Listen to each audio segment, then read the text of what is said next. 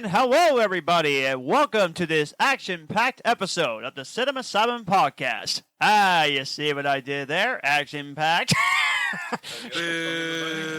Oh, come on, Yes. Dylan. It's a movie. I do have to update our listeners. So, let me change that to Dylan, 12. don't put that on there. So, I've stated before, I don't want to count puns that are that happen off episode. I wanted to contain it to the episodes.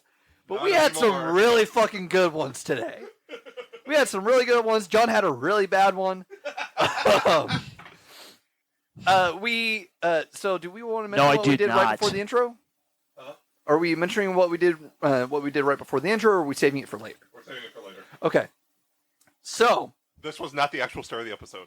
but yeah, so before our intro, Paul went up 1. He is now at 66 in Spray Bank. Matthew went up 1. He is now at 153. I went up 2. I'm at 25. And John is now went up 2 as well. He's at 12. The action-packed one was not that terrible. You still made it! And it was pre-planned. It's gotta be like a lukewarm one for it to not count. That was premeditated. Yes, it was. It was. You planned that shit. But even ones that happen on accident, we count. So that's a first-degree pun. I am John Thompson. I am the action and the animation expert. Paul, please do the intro. My name is Paul Allen. I am the horror expert. I am Matthew. I am one of the superhero and sci-fi experts. my name's Jeff. Hello, Jeff. Okay, never mind. I'm Dylan. I'm the other superhero and sci-fi expert. So your name is not Jeff? Actually, I've been lying this entire fucking time. My name is Jeff. Yeah, right. Dylan's my middle name. We have Jeff Gordon.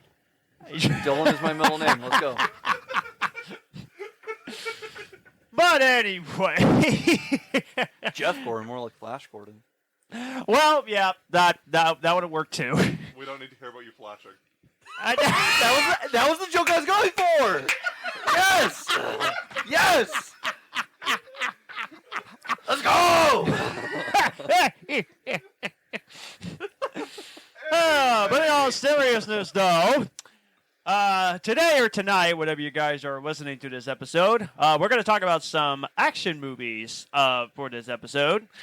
And also, we had we got ourselves a special guest that's going to be talking to us in a little bit by the name of Leanne Johnon, a very talented musician, but also known as the actress. So she'll be joining us, and we tons of other fun stuff, and also the news and everything in between.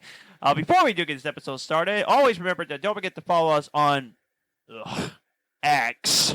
Twitter. I hate that name. Yeah, Twitter. It should be Twitter, absolutely. Twitter! Yes, Twitter. Jesus Christ, Paul. Don't scare the viewers. Tone it down. You turn it down! What? I said you turn it down, motherfucker! Oh my God. Yeah, I definitely read a line in here. I heard you that time. Red light, green light. You're going to the red light district, Matthew?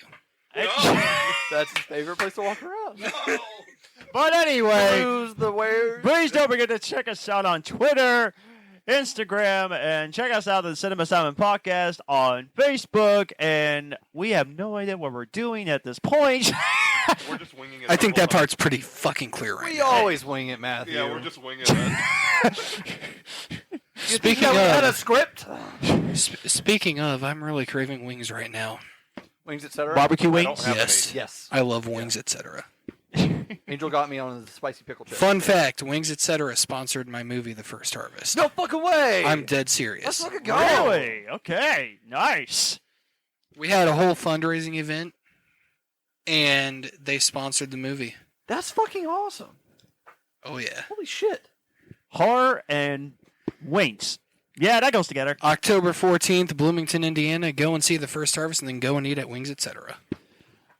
Just don't get food poisoning when you're eating wings. Let's hope that doesn't happen. Sponsored. You will literally not get food poisoning from wings, etc. Thank God. Yeah. So- yeah. Now, if you piss off the harvester, then you might get harvester poisoning. Oh no. So I've got a question.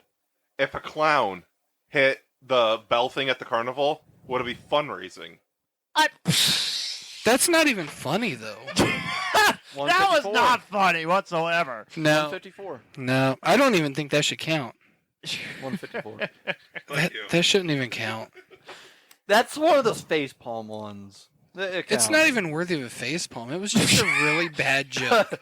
You fall like just short of the face palm, like you miss your face. It's not even a joke bad enough being called a bad joke. It's bad. Nothing beats the suspended animation one. That one was actually pretty decent.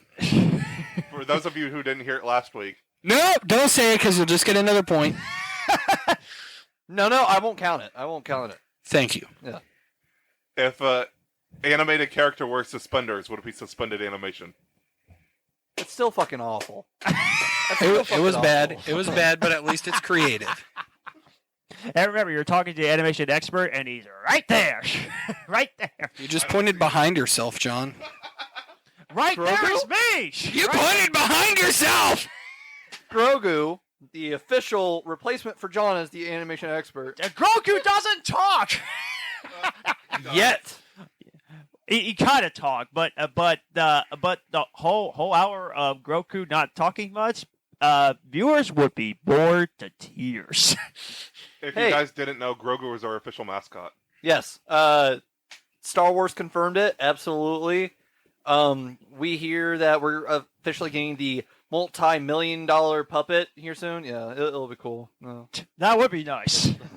Pedro Pascal confirmed a guest star. Oh, that would be crazy if we can get him on the podcast. That would be fucking awesome. I want It to meet was. Pedro Pascal. It was. That would be pretty awesome. All right, Matthew Damney, are we starting with news first or trivia? Yeah, we're starting with the news. Okay. With the nudes. Hey, listen. This is You have to go to a very specific site for that to see John's. And what is that site, Dylan? Do you want Dylan, name, or why? do you want Why? the site? Those are two different things. What's the site? The viewers want to know. Onlyfans.com, baby. And how can you find John on OnlyFans? I don't have that. Just make sure that you Viewers, look please up, don't look him listen up by to a little them, name called please. Live Free or Ride Hard. You're going to scare off the viewers, dude. You really are. And that website does not exist. I don't even have That that. website absolutely does exist. It does not. No, It does too. Look it up on your phone right now, John. All right, you know what? I'll take the fucking bullet. I'm looking it up. I'll bet you right now I that my bet name is you- not on there. I bet you right now, if I look this site up, you have to take a spoonful of that special hot sauce I was talking about. I will not accept that. Oh, so you admit the fact that the site's real? No. I mean, yes, the site's real, but I'm not on there. I'm not on there. I can't believe that you're denying the fact that the site is real. Hey, That's fucking insane. I I can prove it right now. I done too much Google research. Oh. I done you too much. know the site. I Pretty know, well, I know the probably. site, but I know how I know you know but I don't really even know- well I because don't you're even on it. I'm not on that. And by the way, you have to pay per month on OnlyFans. We're getting off subjects. Good God. He knows the system in and out. That's all I'm fucking saying. I mean, what is Hey, it? John, what are your prices set to? You think he's a cheap bitch? I- Premium dollar Jesus over here. Christ, Dylan. On a serious note, I love how I said it and he's mad at you. on a serious note, be on the lookout for upcoming short film Magic Mike 4XL. Fuck you! You said you were gonna make it. It's not been announced yet. Well, spoiler alert, I'm working on a script inspired by Magic Mike. Instead of Channing Tatum, you're getting me, though. You've been posting Oh, that on dude. Facebook all this time. No, I haven't. Promote that shit on OnlyFans. I've not Good work. posted it Are once. we like 10 minutes in and we're talking about nothing? We are absolutely talking about stuff that's worthwhile right now. We're talking about the fact that I'm playing a stripper. I want to pitch to you right now. Part of the promotion is making an OnlyFans account for it. Only with John's help. Yes! Please. Please. Please. Please. Please. Please. Please. Please. That's not Please. happening. Please. Please. Guys, will Please. you stop? Please. Stop, please. And time for the news. I- On a It's gonna serious happen. note, Paul, I'm trying to it's get in gonna serious. happen. I'm trying to get a serious mode, but this is just. the original voice actor of Harley Quinn died yesterday. Yes. Yes. Yes. Moment of silence, please. Yes. And also the legendary. John, shut the fuck up! Moment of silence! Damn it!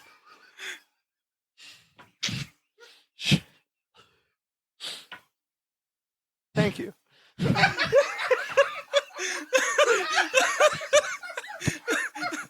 This is a very bad way to start this episode, Matthew. You got to cut that off. Dylan, let's have a moment of silence. John, continue his fucking talking.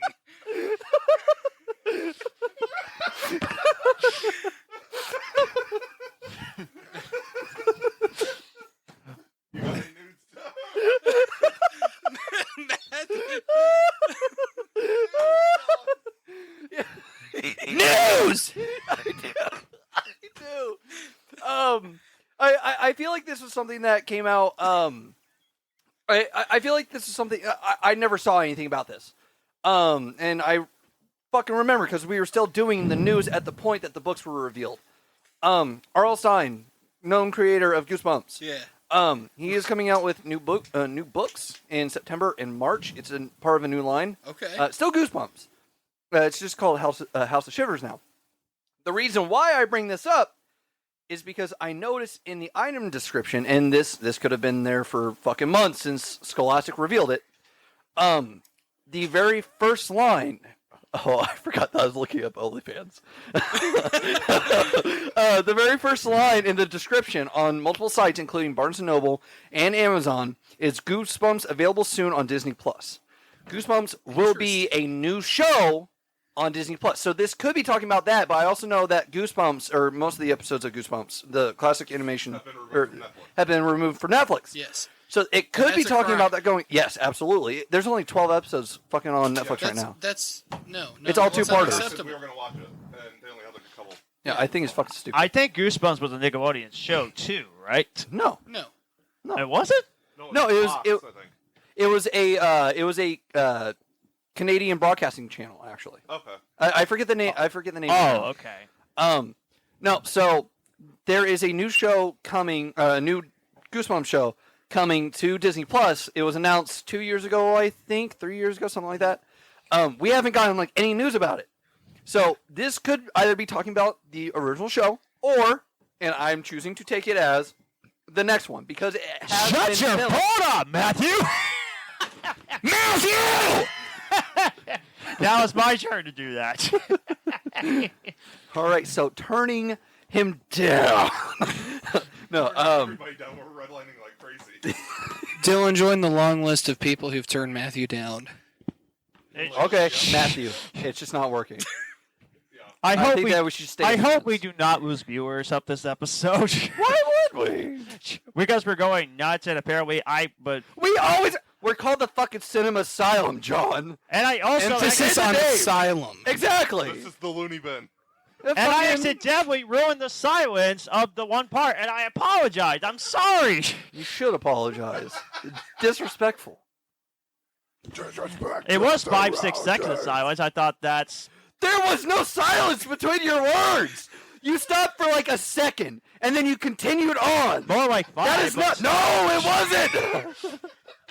No. Matthew, after we're done, you're going to go back and you're going to count how many seconds it was. Dude, it was. I shit you fucking not. Like 1 second between your sentences, and then you pick straight back up. Fucking.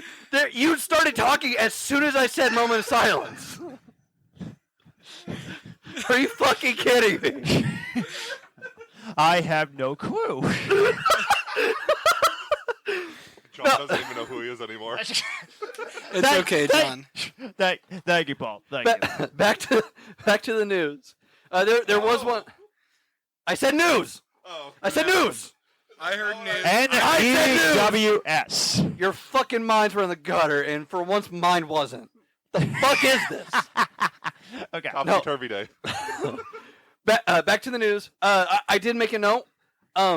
So both book listings, like I said, one is coming out in September, one is coming out in March. If that is talking about the show, there is a 6-month gap there. However, it is important to note that item descriptions for books commonly change, especially on Amazon. Yeah. So that they could always end up taking that off later. So it might not be a 6-month gap where we could be waiting for a trailer in there. Hopefully it is sooner rather than later, considering that the first book in that series is coming out in September. Next month is October. Makes sense. But here's the hoping. Like I said, it is done filming. I believe that it is currently in post-production. It makes sense for us to get a trailer soon. Do you want to drop that other piece of news that you showed me earlier about that certain Blu-ray release? Oh, Prey on 4K is currently on Amazon now.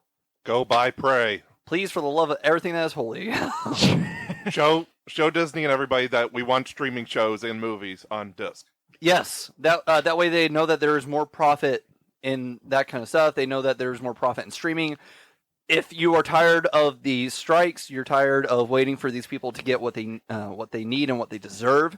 Yes. If you're tired of that, show these companies that you are willing to invest in that shit. Yes. That way they know that it is profitable. They know that there is an entire market out there for that kind of stuff. That way, if you are bummed out about any product being delayed, they get back on track. Yes. I'm The sooner excited this stuff that ends, the better. Oh, I'm sorry.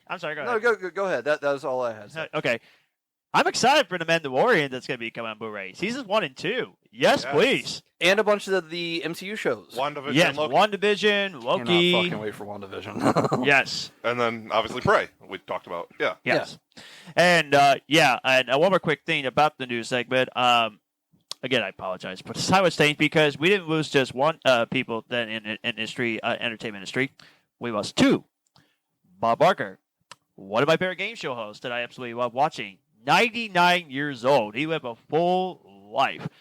But the one thing about Bob Barker is that I grew up watching The Price is Right, and I always loved that show. And that was the very first show I ever watched when I was a kid. But he wasn't just a great person, also just a great host in general. He also loved animals. Every single day after The Price is Right is over, he always remind people to help control the pet population to have our pets spayed or neutered. We should all do exactly. Just remember that. We a lot of people, animal lovers, protect the animals, and please do your part by protecting the animal and also just keep him protected. Because Bob Barker would love that, and he'd be very happy about that because animal rights is important. Keep the animals safe. So Technically, we lost a few other people this week. Do you want to take it away, Paul? This was a horrendous week of loss. oh man, Not even just professionally, but even personally. The way that the week started was losing one of my pastors. oh yeah, I won't say any details just out of respect for the family. But that was kind of how the week started. Then just a couple days later, the wrestling community lost Terry Funk, who is an ECW legend. oh yeah. One of the reasons that I love hardcore wrestling. And, I mean, I've never done hardcore wrestling. I've been in talks to do some hardcore matches, never actually done it. Terry Funk is absolutely an inspiration and no doubt a legend. And then, literally not even 24 hours later, we lost, and this one was so unbelievably shocking, and for me was a little bit more devastating. We lost Bray Wyatt, who, to put it quite bluntly, if there was no Bray Wyatt, I would have never had the confidence to step foot in the ring. You know,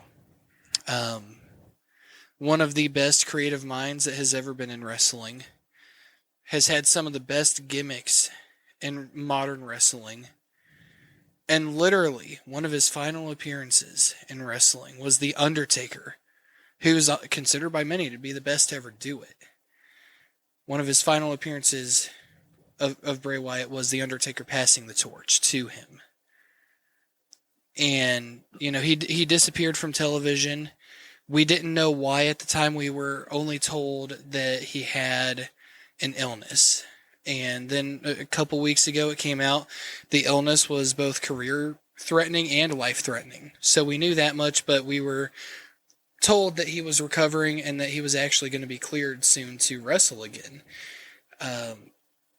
And as it turns out, the illness that he had was COVID. And Wow. It, from what I've read, from what I've been told, it irritated some heart issues, and he, at 36 years old, had a heart attack and died, leaving behind I believe a wife. I believe that they're married. They might not be. Wrestling community, please don't execute me for that. I genuinely don't know. Did you say that was like a newborn? I don't think it was actually newborn, but he has 2 young kids. He has 2 older kids as well. I'm not sure like the ages of any of them or anything. But there's a lot of people that are hurting. Not just from Bray Wyatt's loss, but from Terry Funk as well. And it's been an absolutely horrendous week. Losing one of my pastors, losing Terry Funk, losing Bray Wyatt, losing Bob Barker, losing the voice of Harley Quinn. It's just been a hell of a week for loss, and not in a good way. It's Loss just is never good. no, it's absolutely insane. God, please stop taking people. And we're going to all be in dead silence for this one, for real this time. So to...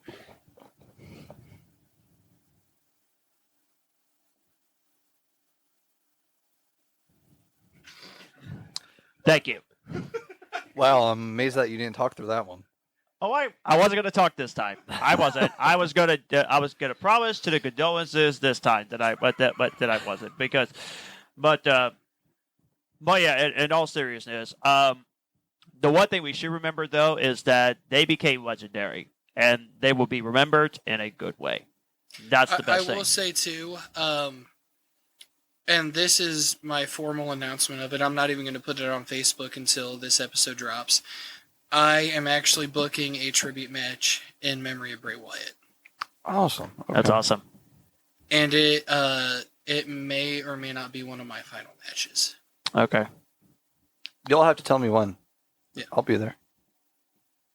On a more lighthearted note, are we ready for some trivia? Absolutely. Do we want to do movies we've seen first? We'll do trivia first. Oh, no. Okay. It should be, Okay. It's a one answer question. Should be relatively easy. Bring it! What was the first action movie to clean up at the Oscars?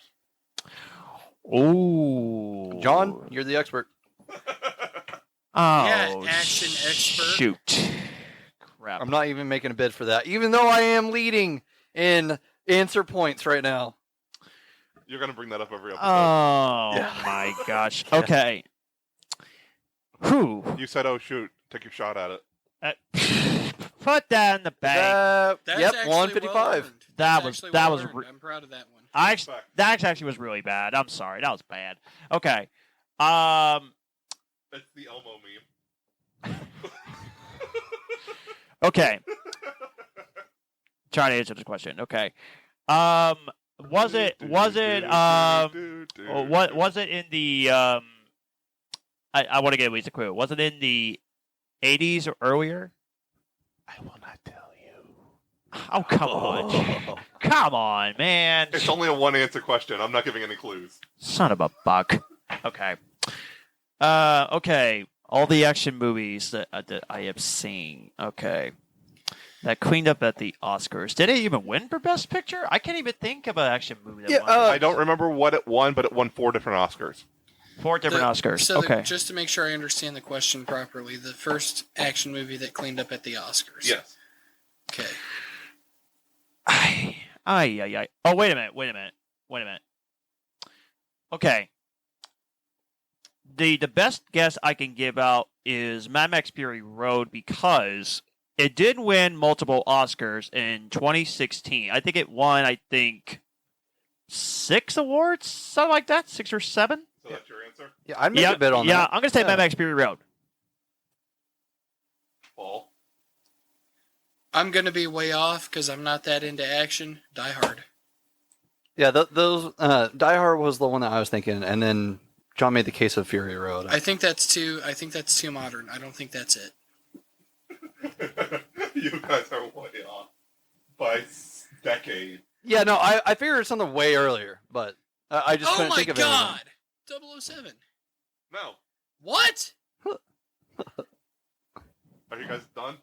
Yeah, no, I'm out. I'm out. The Adventures of Robin Hood, 1939. What? Yeah, okay. Okay, that I one sucked. I should have thought of that. That one was bad.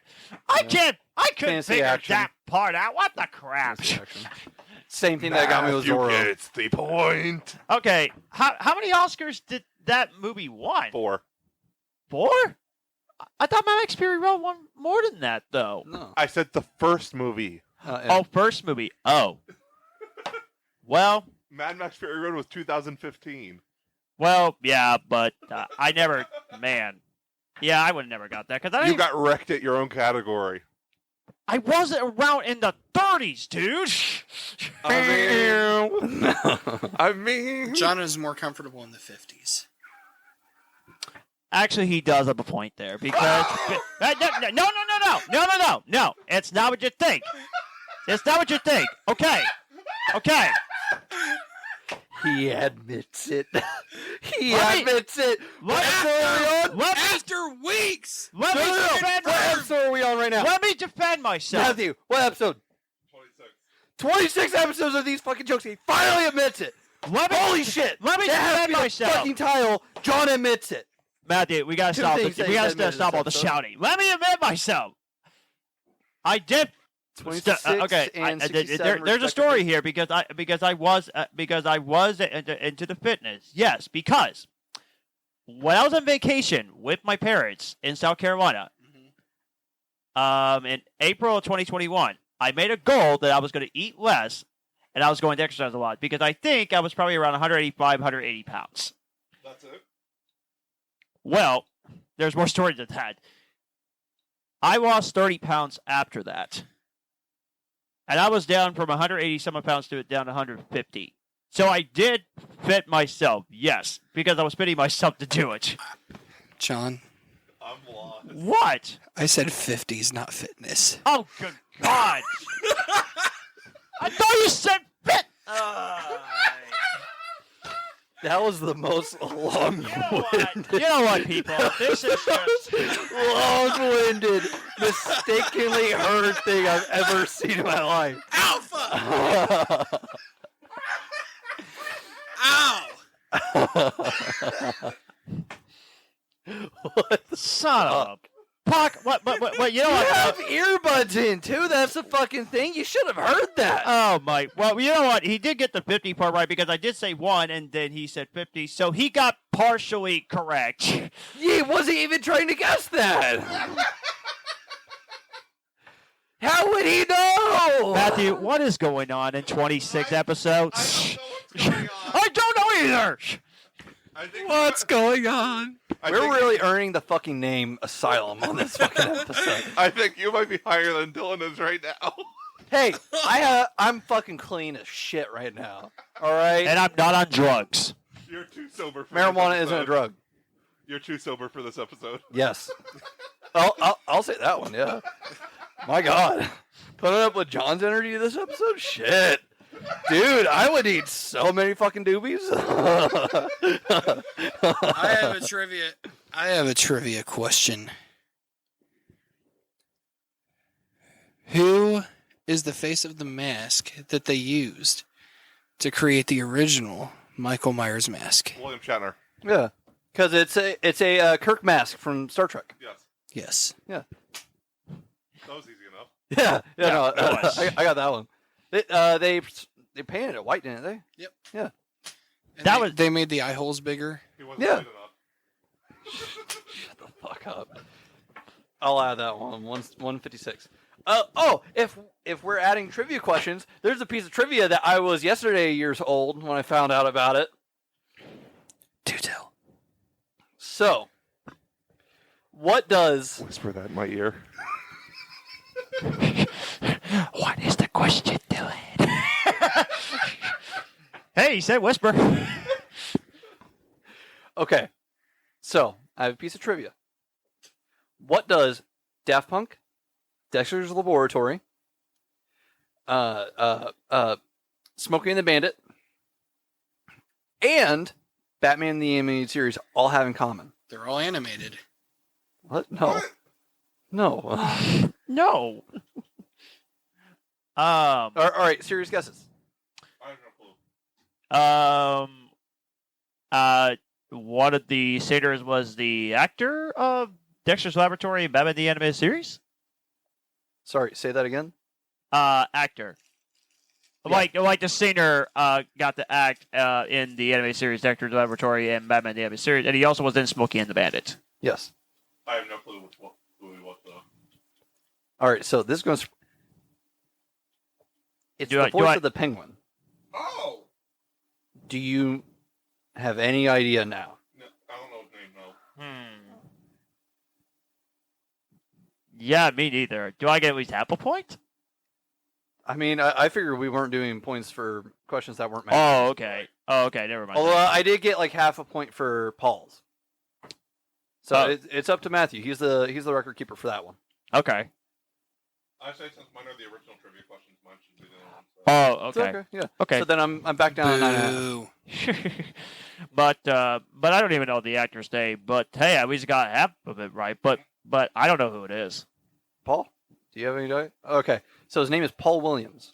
Yeah. Oh, Yes. Paul Williams. So Paul Williams sang on the song "Touch." He played himself in Dexter's Laboratory. He played the Penguin in the animated series, and this was the part that really fucking surprised me because I knew the Penguin one before. I found out last night. Do you remember Big and Little Enos from Smokey and the Bandit? I've never seen that. I definitely heard of it, but I need to watch it though. You gotta fucking watch that. I heard it's really funny. It's great. Burt Reynolds at his best. Oh yeah. So there's Big and Little Enos. Paul Williams is Little Enos. He's the little pygmy. That's I interesting. heard that name wrong. Shut the fuck up. Shut Because the you fuck. have a little Enos. I heard Amos.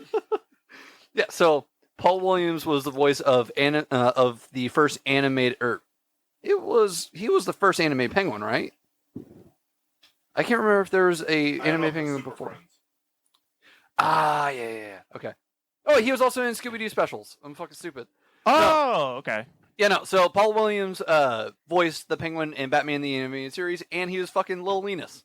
I had no fucking idea until last night, and it was the biggest holy fucking shit I've ever uttered in my goddamn life. Wow. That blew my fucking mind. I found that out because I was looking up the movie Phantom of the Paradise. I want to watch that soon, and he was in that. I had no fucking idea. Phantom of the Paradise. That's an interesting name. It looks like an interesting movie. Probably so, yeah. Yeah, I can't wait to check that out. I'm hoping to watch that this week. But That's a transition over into what did we watch this week? Who wants to set it off? John? No, I haven't watched much. I only watched like two things, and then I play a video game. I might as well start with a TV show that I actually watched. It was my very first time watching it, and I definitely heard of it, but I definitely never seen it. And I know Matthew has never seen it. But I'm going to take you as a Dylan has seen it since he and I love Disney so much. Have you ever seen Big City Greets? I've seen it. I haven't sat down to fully watch it yet. Okay, watch the first 15 episodes of the show. It's hilarious. Okay. I love it. It's like a Phineas and Ferb style, except with different characters. Yeah. And I like the premise. You're going out from the country, and you now live in the big city, and you're still doing some crazy country stuff. It's really funny. It's really great. So, got to watch the TV show. I finally got to go see a movie, which is a pretty serious subject to the film I got to go see. I finally got to go see Sounds of Freedom. Finally got a chance to go see that movie. It is one of the most powerful movies I have seen in a while. Seriously, I loved it. Jim Caviezel in this movie is fantastic. And I just loved the whole thing. I was so mesmerized by this movie, and I did tear up at least wanted to see. So it did make me tear up a little bit in that movie. I say to any people that has not seen this movie, for all your listeners, please go support this movie. It is fantastic. And by the way, the fact that the movie is doing so well, and I just looked it up, $180 million that it has made on a $17 million budget. No one saw this coming. Nobody thought it was going to see this coming. I mean, Angel Studios is making bank. So I love the movie, and for free, it's a very important film. So I say go see it. And the third thing is I got to play a video game that I know a lot of people love, but I never got a chance to play it. Now, I have played the 90s Tomb Raider game back in the PlayStation days, but I was never into Lara Croft Tomb Raider. I wasn't into that at much. What the fuck is wrong with you? I didn't play a lot of action video games. OG Lara was a lot of people's... Wait. But, yeah, I got to play the Tomb Raider reboot that came out in the 2010s, which I believe it was remastered on the PS4 when it came out on the PS3. I've been wanting to play that game because the studio that created the Tomb Raider games is a pretty great studio, and now that I got into action years ago, and I actually would have been wanting to play action video game. I played James Bond video games many times, but never the Tomb Raider game. And so far, the game is great. Mm. Although it is hard. Yeah. It's very hard. And also, it's also kind of scary. It's a pretty scary game. Like, she's trying to escape from different obstacles. It kind of felt like a horror movie a little bit. Yeah. Not like the opening 90s in Tomb the Raider rain. games that people remember playing. I have Rise of the Tomb Raider. I haven't played it yet. And they're actually doing a Tomb Raider TV show now. Amazon Prime. I believe, Oh, is yeah, doing that's it. right. Oh, I think I knew about that. That's right. Yeah. But yeah, it's it's a great game. And I'm planning on finishing the game. It's awesome. It's very fun. The bow arrow parts is pretty difficult. I tried to shoot I used a bow and arrow. A gun is easier to use in the game. You watch anything new this week, Paul? The only thing that I really watched this week was something that we watched together. Yes. I watched. Hulu has an anthology TV show with movies in each each episode. Mm. It's called Into the Dark, and I watched Flesh and Blood, which features Dermot Mulroney. And also, I'm not sure if you guys have seen the TV show Space Force. I really want to check that out. I heard. yeah. Oh yeah. I never heard of Steve it. Carell's daughter in that plays Dermot Mulroney's daughter in this. Okay. I think it's on Netflix, isn't it? It's on Hulu. Space Forces. Oh, Hulu. Yeah. Okay. Space Force is on Netflix. Oh, okay. It's hilarious. Definitely check it out. Okay. Yeah, it was pretty solid. Really low budget type thing. Well, there wasn't a lot of special effects. It was very practical. Yeah. It was really good. Well acted. I didn't realize it was a Jason Blum Yeah. movie. Movie. Yeah. And then the other one. This might be shocking. Beetlejuice was my first. Oh. It's a crime that you haven't seen it until now. What did you think? 5 out of 5 stars. Oh. Thank fucking God. The only thing I didn't like, but it's forgivable because it was made in the 80s, is how bad the CGI was. The sandworms. Yeah. Yeah. It's definitely forgivable. It's an 80s movie. I recommend checking out the animated show. There's also an animated show. It's pretty good. I liked it. Okay. Yeah. Yeah, I watched it with Robbie. Yeah, it's good. It's a really solid. It's really solid. They came out with a musical about it. Check out the musical too. It's really fucking cool. And then on the TV show end, I finished all of Rebels. What'd you think? Top notch. Yeah, that's what I thought definitely it sucked. I definitely need to watch go. it. Definitely need to watch it. I thought And it then- sucked. Huh? I thought it sucked. You didn't even watch it, so shush. And then Fuck up, Paul. Ahsoka. What did you think of the episodes? I fucking loved them. Oh yeah. Oh, I'm glad we're. I can't wait to watch it. So spoilers. I'm just going to jump into this real quick. We're not going. Yes. We might do mini episodes for YouTube on Star Wars. Yeah. I think we should start doing that each week. I'd like to do that because I really want to cover these. Like 20-minute to half an hour video episodes on YouTube. Yes. They're going to another galaxy. Star Wars has always been a long time ago in a galaxy far, far away. Yeah. They're going to another galaxy. This isn't the first time that they've mentioned other galaxies, though. Right. They mentioned it in Phantom Menace, where I forget the name of the announcers, but during the I don't care what universe you're from. Exactly. That's gotta hurt. Yeah. So But we're actually going to another one. I'm fucking excited. I'm really interested in when they're because obviously they're going to make the jump this next episode. Yeah, with the Eye of Sion.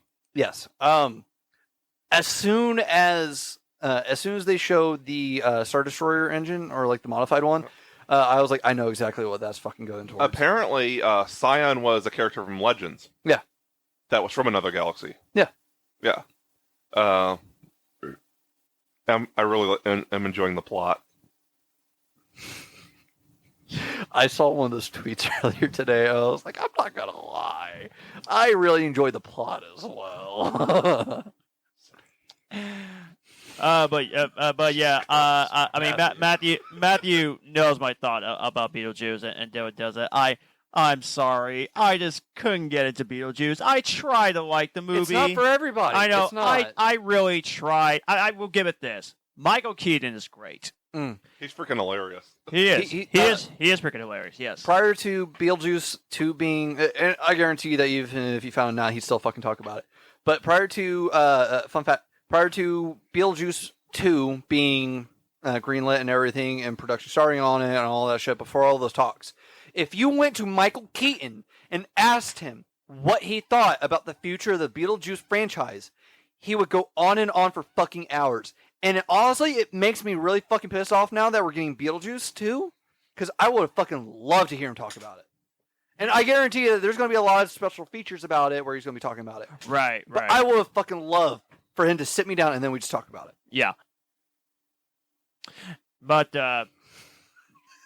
yeah. But there's one thing about Beetlejuice that absolutely bothered me. Besides the fact that it kind of creeped me out. It has the wrong rating. It should be PG-13, not PG. It came out in the 80s. I know, PG. I know, but it's not a kid-friendly movie at all. Like, now there was Ghostbusters. Ghostbusters shows Ray getting a blowjob from a fucking ghost. Yeah. And it was rated PG. They changed the rating system. Yeah, I know, but yeah, it's a full thing. I agree with you. Today's standards, it would be PG-13. I agree with you. Yeah. Yeah. Yes. It was actually on Watch Mojo's list of movies that got the wrong rating, and Beetlejuice was on that list. And they said it should have been PG-13, which they're right. Pulp Fiction got the wrong rating. It should have been rated PG. Oh, dude, yeah, no, 100%. Kids should absolutely be hearing the N-word dropped every other fucking sentence. But anyway, did you watch much? I did watch a few things. So let me tally it up. I watched 5 new movies. All right. I don't think I watched any shows other than Ahsoka, which again, I fucking loved Ahsoka. I fucking love Rebels. Ever since they started talking about how they were going to ever since they started casting, where they were adding like Sabine Wren, they were adding Harrison Dula, that they confirmed that Chopper was going to be in there. I still have fucking hopes that Zeb is going to show up because he's in fucking Mandalorian. He is. Yeah, I have my fucking hopes. He was in the trailer. For Ahsoka? Yes, he was in one of the trailers. Oh, I think I know what you're talking about. Yeah! You told me that. I cannot fucking wait. No, I fucking loved Ahsoka. I cannot fucking wait to see in the new episode. There's a theory that Sam Witwer is that Inquisitor that we don't hear talk at all, which people have been theorizing because Starkiller has been mentioned, at least in terms of like Starkiller's Sith armor was featured in Andor. So his armor was featured, And people have been theorizing that Starkiller is actually an Inquisitor, and considering the fact that Starkiller's actual name was Galen Merrick, and the name of this Inquisitor is Marek, people are really hoping that it's Sam Witwer under that fucking knight-ass helmet. I can't fucking wait. We're going to see that motherfucker die this next episode. So, hopefully we get a Sam Witwer send-off. No, watched Ahsoka. I haven't really watched a whole lot of shows other than that. I've been afraid that my Peacock would get shut down because I wasn't able to pay for it this week. And I've been watching Brooklyn Nine-Nine. Did you finish it yet? No, I'm currently on the season 5 finale where Amy and spoiler alert, where Amy and Jake get married. Did you see the Backstreet Boys episode yet? Yes, that cold open. I saw that way before that episode though. I didn't know the Backstreet Boys showed up. Nice. Yeah, they do. You should watch the show. Check it out. I should, because I love Terry Crews. Terry Crews is fucking awesome in it. I fucking love him in this. He is hilarious. I even love him when I watch ATT. He's a great host. I fucking love him. In it. Yes. Oh, nice. Okay. Yeah, I fucking love it. I love Brooklyn Nine-Nine. I really fell in love with the show. Season 5. What episode was it, Matthew? Season 5, episode 14? Right? The box. Yeah, I think it's 14, maybe 16. Yeah.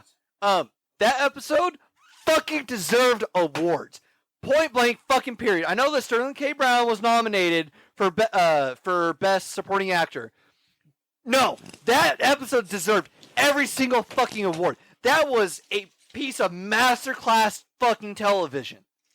I don't care who you fucking are. If you fucking disagree, you get the fuck out. Episode on that, by the way. That episode? Best TV episodes. Oh, dude, that's at the top of my fucking list. No, I will not even fucking dispute it. No, that fucking episode was amazing. Every single person that was in that episode, which there were only like 4 or 5, about 5 credited actors for that. They all did really well. Every single fucking one of them. Which it was Jake and Holt, if you know the characters. It was Jake and Holt for the most part, along with the dentist, and they all were fucking amazing. I was in awe the entire fucking episode. It kept me in rapture the entire fucking time. For a bottle episode, that was one of the best fucking episodes of television I've ever fucking seen in my life.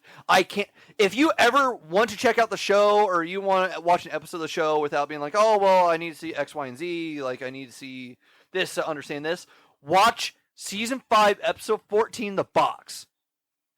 I cannot fucking recommend it hard enough. It's such a good episode of television. You don't have to know anything about the characters whatsoever. You don't. You don't have to know anything. Nothing happens that is connected to any other part of the show. Also, going back to Ahsoka, you don't have to have watched Rebels and Clone Wars, but you appreciate the.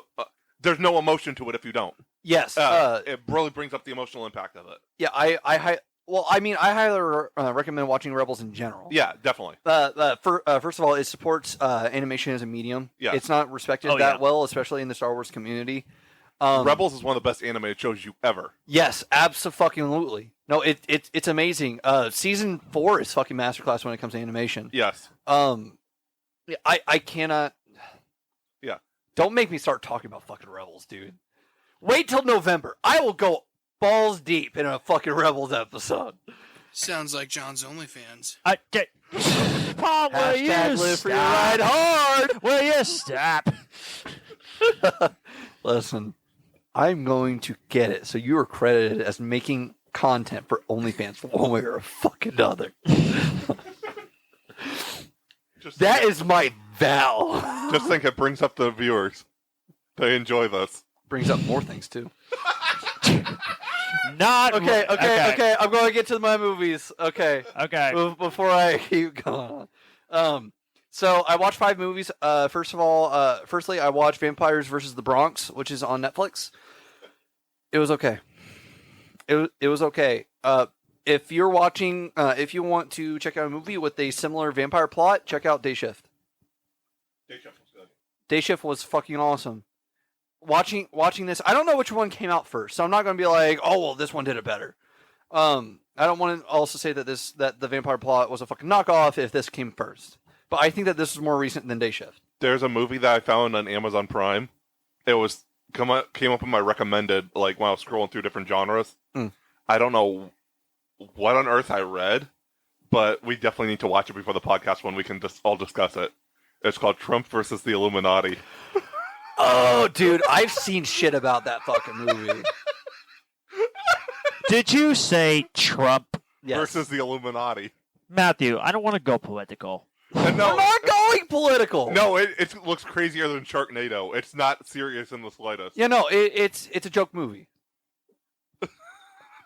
It's gonna make Sharknado look like an Oscar I say winner. we have enough Trump jokes for today. We get it. We haven't made like any Trump No. jokes. What the fuck are you on? We don't go. I mean, a lot political. of people have done Trump jokes. John. We haven't. Yeah, done but that. we haven't. The important part is that we haven't tapped that fucking Oh, massive well. No.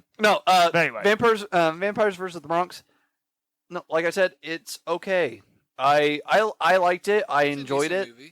Yeah, I don't know. I think that the child stars in that are going to go a while.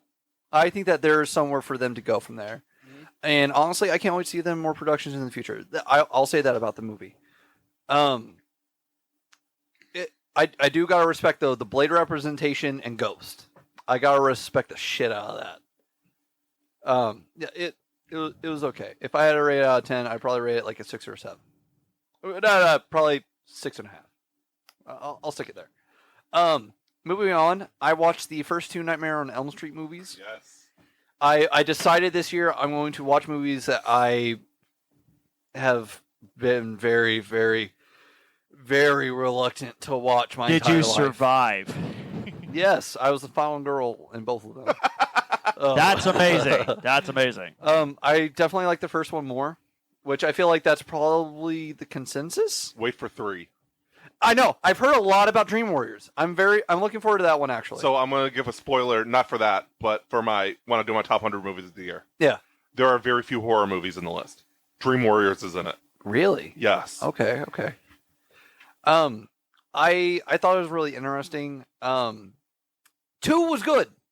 I don't know if people say that's bad, but as somebody that's just now watching them, who has no connection whatsoever to Nightmare on Elm Street fandom, 2 was good. I like 2. I think that was really interesting. I think the conversion scenes from the main character to Freddy was fucking brutal. Yeah. And the when the gym teacher is fucking killed, which he fucking deserved that shit. When he's fucking killed, that was a really good scene. I like that. I liked it. Rest in peace, Johnny Depp's character, though, man. Yeah. That motherfucker did not deserve it. He really fucking didn't. Which, granted, none of them fucking deserved it. They're teenagers. They deserve it. I do have one gripe, though. The sequel should not have been titled Freddy's Revenge. I understand why it was. Like, that is a common trope in horror movies for the sequel. It is. Honestly, I'm fucking convinced that if they hadn't just gone with Scream 2, it would have been Revenge of Ghostface for Scream 2. I mean, same director. Yeah, no, it's the same dude. I know that. Which I finally caught the. I rewatched Scream as well. I finally caught the Freddy Krueger nod in Scream. Yep. I laugh. It's iconic. It was. I laugh. I haven't seen the Scream movies that often. Like the week before when we were talking I didn't about touch the Maroney. mic. I didn't touch that. What is going on in your house tonight, Matthew? Yeah. I rewatched feel like Scream 6 last week, and then It's I not rewatched haunted. Scream this week. Anyway. I You had said the- you said Scream 6. Yeah, last week. Before I realized that we were talking about Dermot Mulroney. I rewatched Scream 6. Still fucking awesome. It is. But no, I rewatched Scream this week. Caught that. I had the time of my fucking life rewatching Scream this week. I don't know why. It was just a lot more enjoyable this week. Mm-hmm. But no, yeah, I watched the first 2 Nightmare on Elm Street movies.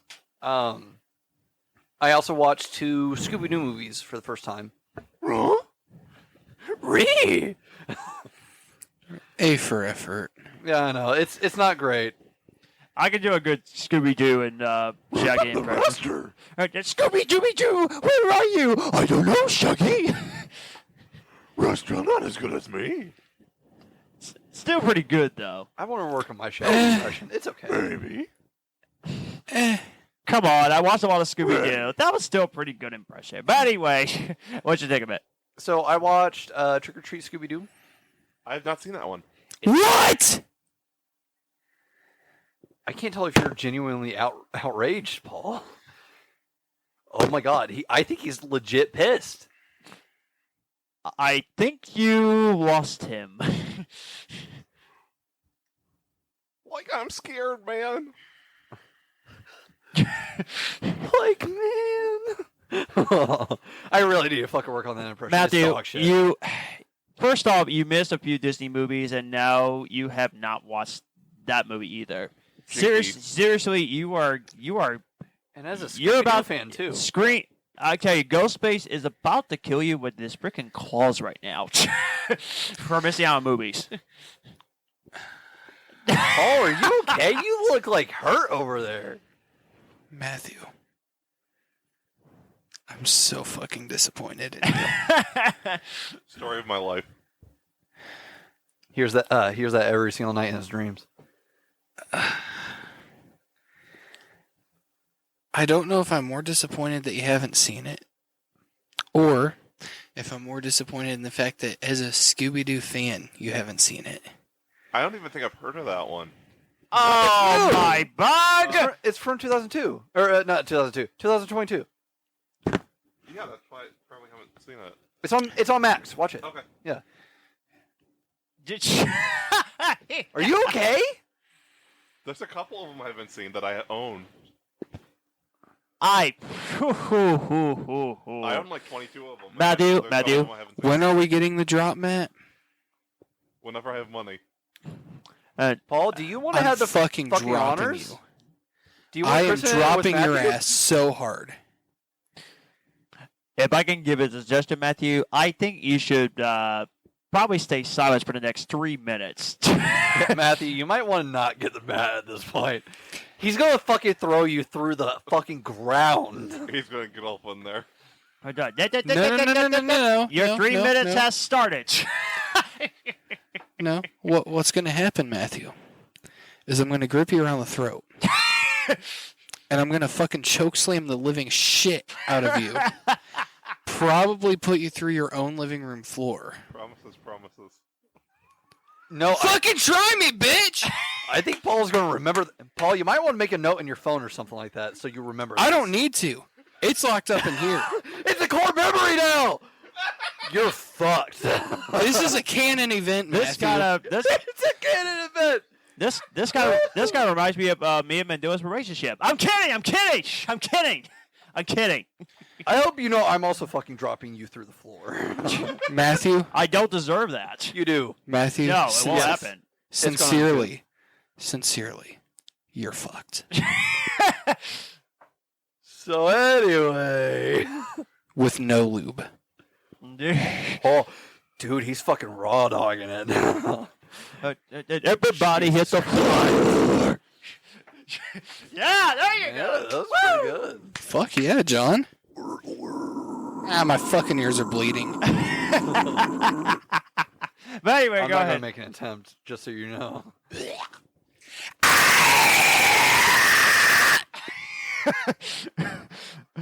Viewers are just confused right now. What viewers? We go over this every week. I mean, listeners. John. Jesus Christ. Hey, John. Yes? Just a little tidbit for you. If you're listening to something, you're Yes. called a listener. You got it. Did not know that. If you're watching something, you're called a viewer. Got it. Got it. Now repeat Are you after taking me. notes? Now, John. yes. Repeat after me. Okay. The people The who people. listen to our audio podcast. Who listen to our audio podcast Audio podcast. are listeners. Our listeners. Okay. The people who watch our YouTube videos People that watch YouTube videos Our YouTube videos. Our YouTube videos. Our viewers. Our viewers. Now with conviction, Sergeant! Yes, sir. Drop and give me 10. Okay, 1, 2, 3, 4, I'll see you 5, fucking 6, dropping. 7, 8, We 9, should 10. really specify what he's doing when he's dropping, though. Drop and give me 10. We're not going to get through this episode when we talk about action movies. Jeez. Well, we're talking That's about not the action. last movie. I know. No, Trick or Treat Scooby-Doo, fucking good. I fucking love it. I like the entire romantic subplot between Coco and Velma. I fucking dig that shit. That's cool. Not the Velma we're Lots of thinking of. suspicions. What? Not the Velma we're thinking of. That travesty, which is on Max. I'm talking about the movie, you bunghole. I already know that. I'm just saying. For who? Hey, For the listeners. John. Hey, John. You got it right. John. Yes. Doggy learned something for once. Repeat after me. That- John. yes. Repeat after me. Repeat after me. He's got you there. The TV show The TV show is different from the movie. is different from the movie. Got it. And therefore, therefore, the characters the characters might be different. might be different. Got it? Yes. I said repeat after me! And you didn't repeat, got it! Got it. Thank you. I was gonna get through this episode. We still haven't gotten to the main talking point, man. It's almost midnight. Yeah, we're getting fucking slap loopy. happy. No, Trick or Treat, Scooby-Doo, great. Recommend it. Watch it on Max. Watch it, you piece of shit. And then I also watched Scooby-Doo, Frank and Creepy. Yes. It was good. I liked it. Unfortunately, I was really tired when I watched it, so I ended up falling asleep like right before they revealed who did it. I picked it back up today to fully finish it. No, it was really good. I like that kind of shit. I like when they dive deeper into like classic monsters, classic horror. I like that kind of shit. There's a reason why Reluctant Werewolf will always be my favorite Scooby-Doo movie. My favorite makes a lot of sense now as I got older. With my music taste, Legend of the Vampire. Yeah. That's also really good. Yahoo, right? Yeah. That's Angel's favorite. Really good. Again, that's also on HBO Max. If you want to show the fact that streaming is profitable, again, watch it. But I also watched a fan show pilot episode after a year of Matthew budgering me about it. I watched Mystery Incorporated on YouTube. Yes. Yeah. Matthew, do you want to ask me any questions about it? How much did you enjoy it? I liked it for what it was. Riverdale kind of soured me on stuff that is adapted for a more adult audience. Yeah. I think that what they did with it really well. They perfectly got the vibe that they were going for. Yes. You were right about the budget. The budget was really good. Honestly, what? I'll just jump into this real quick. It's just we have no proof. It's just a rumor, just based on what was said on their Instagram channel. It looks like Max might be picking it up.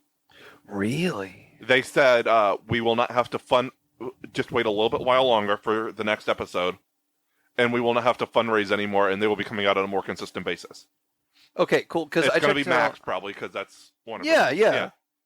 yeah. Good. Because I actually checked out the Indiegogo after this to see if there was any updates on the second one, and the last update was 3 months ago. Yeah. Okay.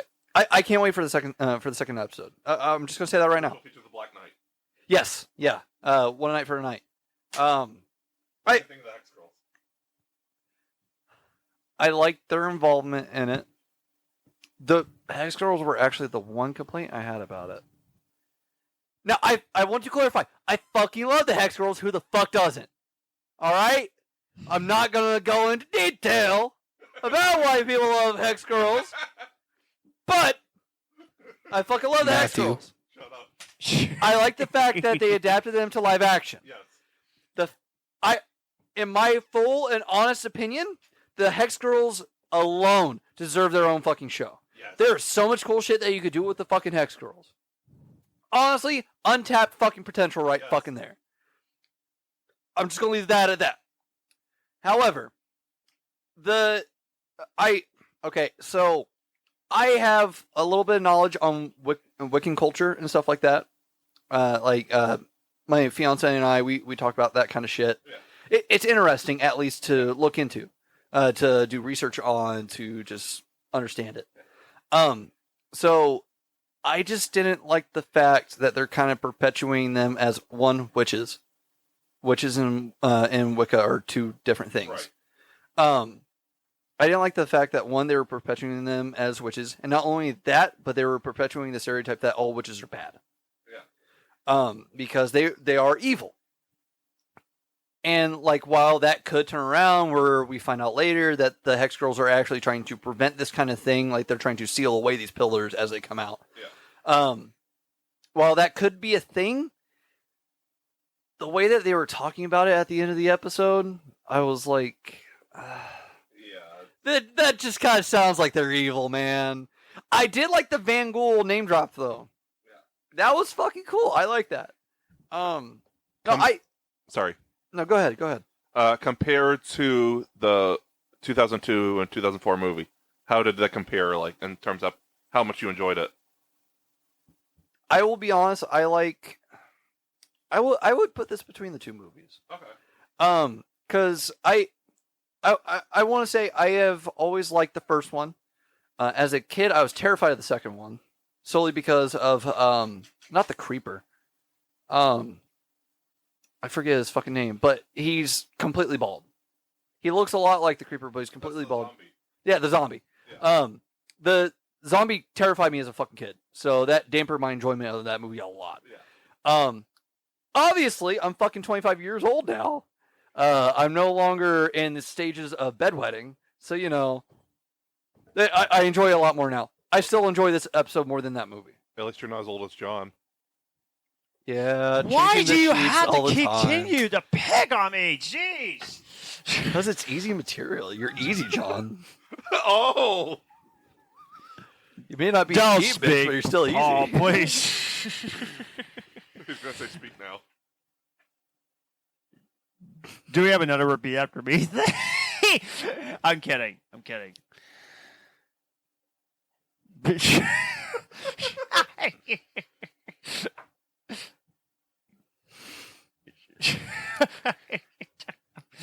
What do eggs and John have in common? Oh, God. What? They're over easy. All right, that's going in the fucking bank. Excellent. That's going in the bank. You're at 69. Hey. Cool number. Paul, yeah, I did that egg joke first. My God, Matthew, that was fucking fast. 157. No, yeah, it was cool. If you haven't checked it out yet, check it out. I liked it. Again, like the Hex Girls were my one complaint about it. Any other The complaints? Hex Girls. I'm not fucking counting that one. You That was should a count that low one. fucking bar. You should really count That was one. low hanging fruit. John knows about that. Can we get to the main topic, please? Yeah, I'm done. That's shit that I watched. I liked it. We're just yoking around. Oh, I'll add that God. one. I'll add that one. Oh, bye funny number. That was... Matthew, you're not going to beat me at egg puns. No. You're not that going to. low-hanging fruit was apparently really bad. Fair, P-E-A-R. I know. That one does not count. How long has this I won't episode count has that gone one. by? This is Because we're not talking about fruit. It's not relevant. They said low-hanging fruit. We were talking about eggs, though. Your mind must be scrambled. 71. Oh, God. This is We getting should ridiculous. probably move on because Yeah, this is going to be a long That episode plan was one. deviled. Oh my Oh, God, gosh. 158. But you know what? There we go. It's gonna be by midnight. by the John, time- go! Okay. Hey, topic! Okay. No! Uh, No! Listeners, I'm so sorry. It's like we said, it's almost fucking midnight. We've been recording since 9. We had to cut some Okay, shit we're out. talking about what makes an action movie good, right? Yes, and nobody voted in the poll, so we have no answers. What? How? The website got messed up, and nobody voted on Facebook. I voted on the website. Yeah, it's not showing any of the results. Yeah, it's not showing results. You can't pull it up no matter what. Why not? I don't know. I tried everything. It wouldn't let me see any of the results. we may have to try again another time to see how we can actually get the polls to Yeah, work. we'll try the action again another time. But we're going to put the superhero one next week directly on Facebook. And then people could just vote like 1A, 2B, whatever. Okay. All right, so I'm going to try my best to get this real quick because it's been absolutely. I can tell you right now what makes a good action movie. Action. Oh, Yeah. absolutely. Yeah. Keanu Reeves. Well, yeah. Yeah. Okay. Yeah. Bruce Willis. Without action, without Die Hard, I don't think action movie would be as popular as it is now. But I know what you're all saying. But dude, Terminator came first. That one does not count. That one doesn't Terminator? What? I thought you said Sharknado. Oh, I'm sorry. Oh, I'm sorry. I was about to smack you upside the fucking head. I'm sorry. I am sorry. Hey, John. I thought you said Sharknado. Hey, John. We have fucking headphones on. I'm getting tired, John. okay? Yes. Repeat after me. Sharknado. Sharknado. Sounds nothing Sounds nothing like Terminator. like Terminator.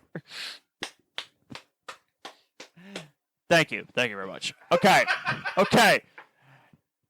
Good night. That was depressing. Also, Terminator. Okay. Count it. Count it. 72. Okay. It's an Elvis pun. Okay. Terminator. You're absolutely right. Terminator definitely invented action movies. Rambo was before. Yes. Yes, Rambo. Yes. Sharknado counts as an action movie. Yeah. Yeah, but does it count as a good movie? Yes. No. Yes. Yes. Oh, come.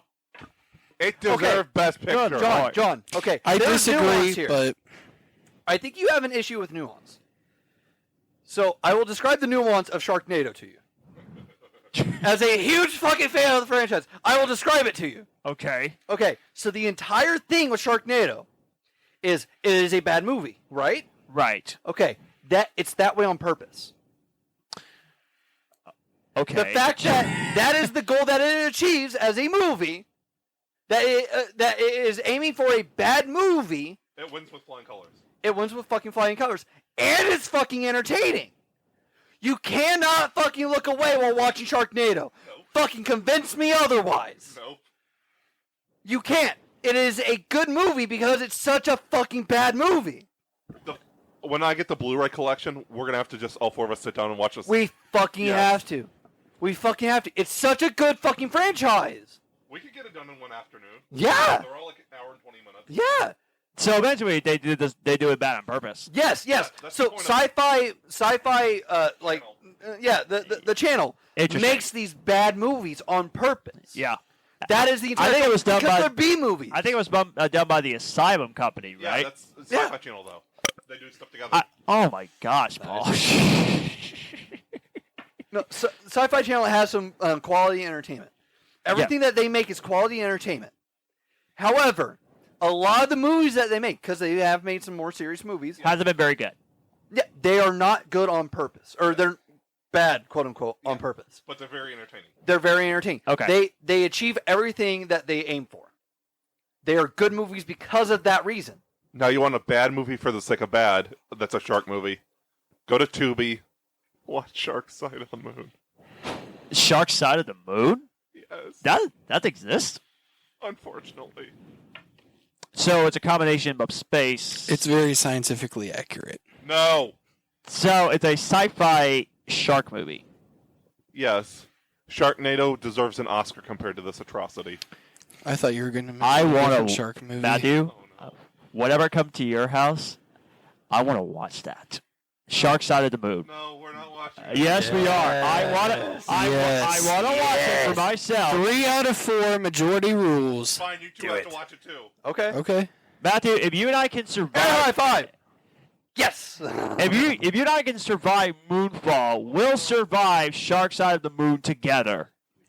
John, you have to watch another shark movie that's on Zubi. Wait, which one? Oh. Which one? Which one? Yeah. Sharks of the Corn. No, Yes. Why no, not? no, no, no, no, Yes. no, no. It's a good movie. Watch Sharks of Corn.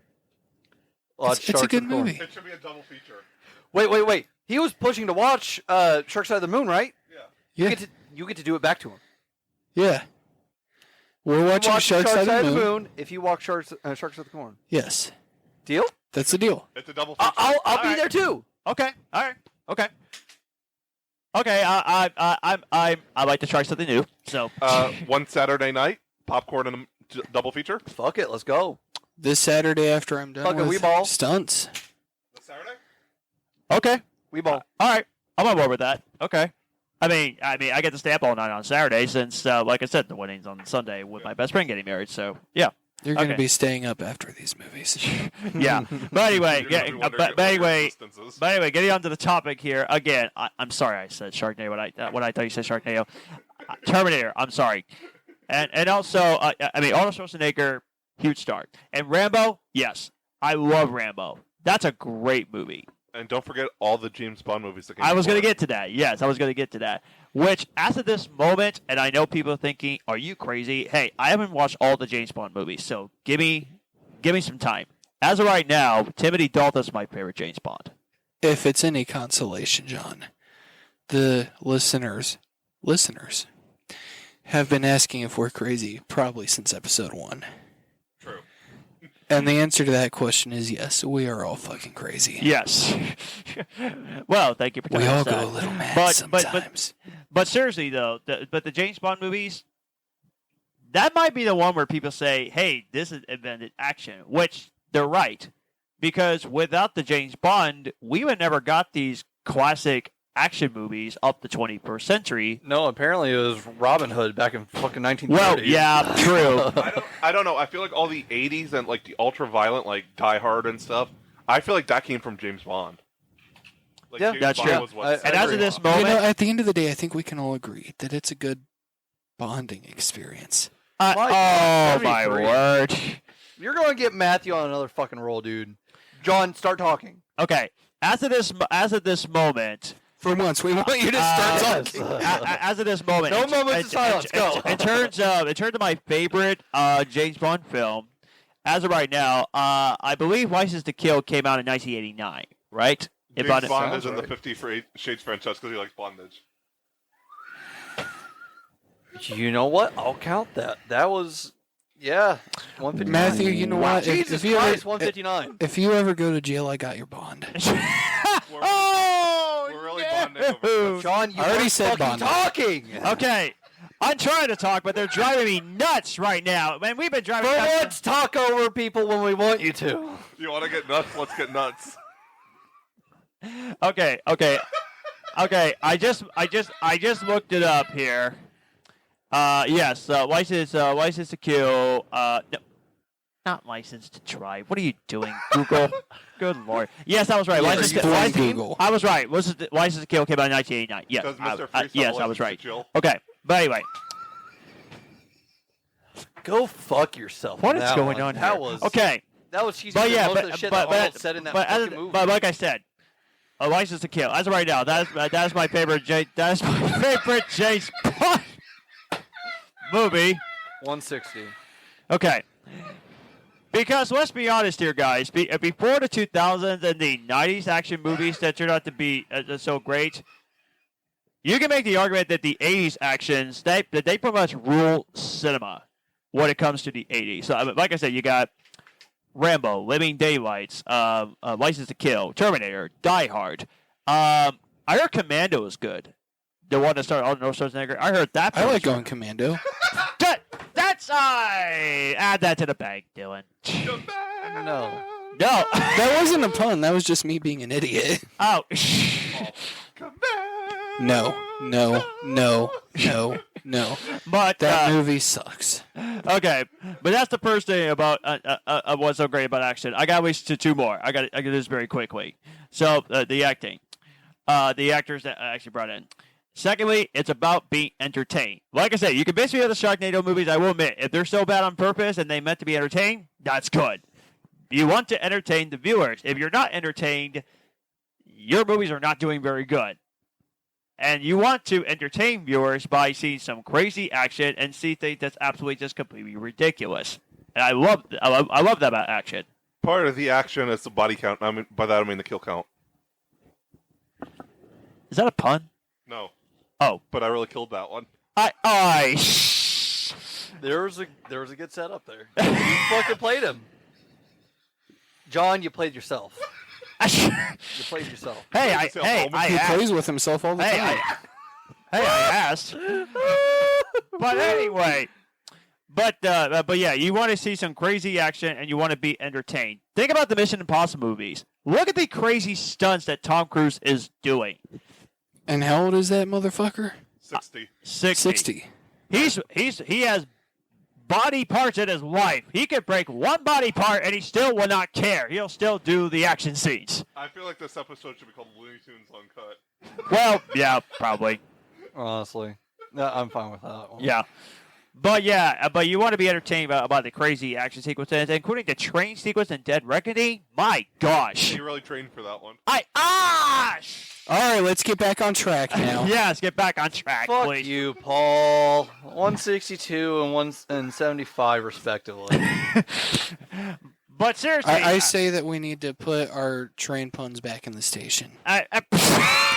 Christ. 76. Yeah, you, Dylan needs to sleep. Dude, I need to Yeah, you get can shove home. him I up need your dinner.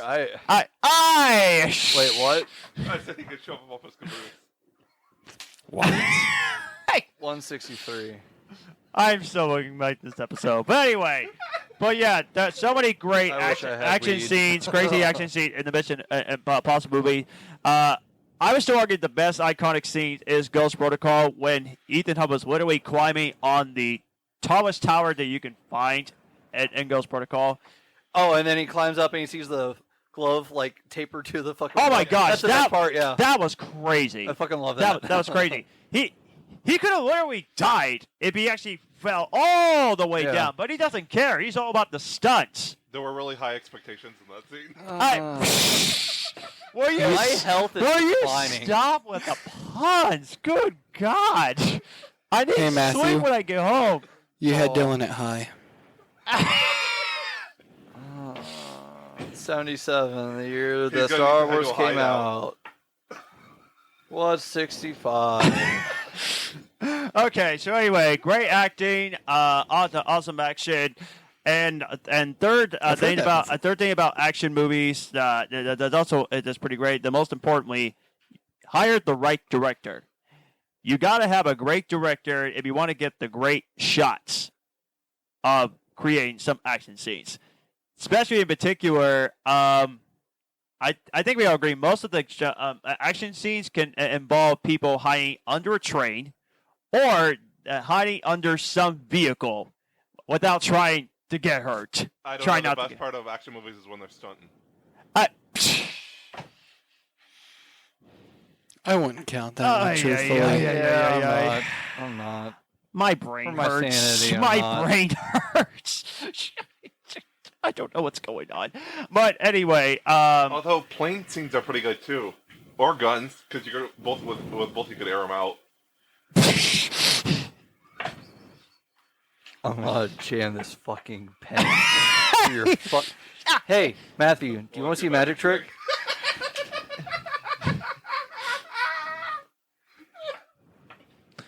I don't 166. even know what's going on here. But anyway, Does anyone else really have anything to say, or should we let John finish it off and just end this episode? It's already I do gotta say, I agree with John on the stunt aspect and like the crazy just thing aspect in general. Oh, yeah. Because while we did get some really fucking cool scenes, in action movies in the 80s, a lot of them were, unrealistic. Like Terminator, unrealistic. Predator, unrealistic. But the scene where he jumps off the roof with the fire hose is such a good fucking such a fucking good moment in cinematic history. It's honestly just amazing. I do gotta ask John though, what did you think of its sequel, Live Free or Ride Hard? It's called Live Free or Die Hard. It's the one that I'm thinking of.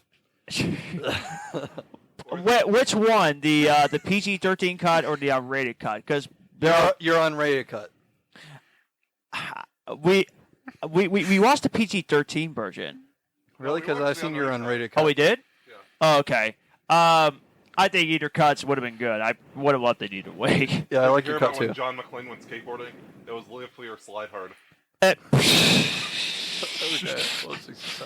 There's too many pun jokes in this one. That's the But most okay, wonderful but yeah, the time. Live Free or Die Hard. For some reason, there are some fans that does not like that movie, and I don't understand why. I personally love that movie a lot, and I will say this: A Good Day to Die Hard.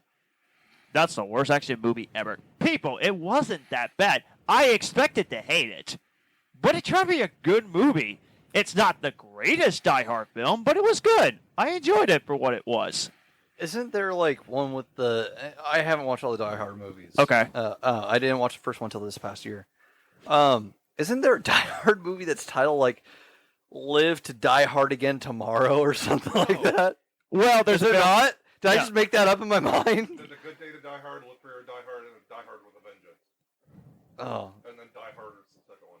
Well, if they make an AI Bruce Willis Die Hard You just- one, that's probably You know gonna what? be a You fucking actually did title. say the word tomorrow because the most underappreciated action movie, Edge of Tomorrow. I love that movie. I need to rewatch that. It's great. That's good, It's great. I rewatched it, I believe, last month. Oh, that's Live Die Repeat, right? Yeah. Yeah. Oh, I haven't actually seen that one. Okay. Yeah, I The need to- title was so confusing. Is it Edge of Tomorrow or the Live Die Repeat? Live Die Pick one. Live Die Repeat was the subtitle. It's like how a lot of movies throughout the ages had that like little like funny like one-off line like no one hears you scream in space for Alien. Gotcha. Okay. It's like that. They're Yeah. really cruising with that one. 168. What you talking about, Willis? Oh! Okay. I'll give you that one. That actually was pretty good. Count it. God fucking damn it, Paul. If the pun will. 1978, the year the Star Wars Holiday Special came out. Oh, pun we was gotta at least review that one. Oh, come fucking sci-fi November? Fucking yes. Because Life Day happens in November, baby! Oh, it I does. have not seen I that. I haven't November seen it yet. 17th, I believe, is Life Day. I could be wrong. Fake fan. The one special that George Lucas tries to destroy. It's on YouTube in its entirety. Multiple people have uploaded it. There are people that are trying to restore it to 4K, actually. What? Speaking of, There are people that have posted highlights of it in 4K. But, Yeah, I say, Paul. Yeah, you have something to say before we try to end this crazy episode yeah, my off. fucking sanity. speaking of upgrading a movie to 4K, they recently found the original tapes of Scream 4. No. Yes. And they're- Wait, there are missing tapes of Scream 4? the only footage that they had after the edit was essentially what we got in the final cut. Scream 4 was ripped a lot for some things being out of focus, like the headlights, Yeah. right? Yeah. As well as the yellow filter. They're removing those things and remastering it into 4K. Oh. So therefore, that means that we're getting the Scream 4 that we deserved. Wow. Because those headlights were atrocious. There's no reason Arrow should have been better on CW that same year, or the year after. So, is this the edited cut, as people can call it, like Scream 4 edited cut or something like that? Because you can't call it the Final director's cut. Final cut. Yeah, I mean, all they're doing is just upgrading the quality, Yeah. removing the very bad filter choice, Interesting. and correcting the focus. Okay. I have a good title for it. Okay. Scream 4, The Final Stab. Hey, Ooh. that's a good one. Scream 4, the final step cut. All right, cut it out, John. Eh, Go fuck yourself, Matthew. It is almost midnight. All right, well, I am very pleased to have our calling guest of the day, Leanne Johnon, of Chasing Rabbits and Oregonda fame. Leanne, how are you doing tonight? I am doing wonderful tonight. Thank you for asking, and thank you for having me on the show. It is absolutely our pleasure. We're super excited to talk to you about film, about music, and who knows what John's going to ask. Talking to John's a rabbit hole. Matthew. Oh, well, speaking of rabbits, I have a film called Chasing Rabbits. Where do you want to go with that? I'm playing that. I will let John go ahead and ask the first question. Well, thank you, Paul. I definitely appreciate that. Leanne, thank you for joining us. We appreciate that you got to join the podcast, and it's very cool that I get to ask the first question. So I got to listen to the full album, and I gotta say, two of the best songs for me was "Beauty from Ashes" and "You See Me As I Am." I really love both these songs. What inspired you to actually do those songs? Pain and heartache. I think that those songs come from a real place of brokenness in my life. I think some of the best music and some of the best art comes from pain. I think that's what music is for. It's a healing art form, and I think that it's just one of those things where it's not that you chose to do it; it's that you had to do it. You had to make the song, I had to write it. I had to get it out of me and into the world and into something substantial so that you can listen to, touch, feel. And the first song, "You See Me As I Am," was the first song that I ever wrote. And and that I consider it a testimony song. I was very, very young, coming out of high school, going into college. And it's very much a song about identity and recognizing that your value is often going to be misunderstood and misinterpreted by the world around you. But your value is really intrinsic to you as a child of God, in my experience. That's what I believe. So that was a very powerful song for me, and it's something I carry with me into everything I do. Is my identity is not rooted in the circumstances of what happens to me, but it's rooted in who I am and who I've been made to be.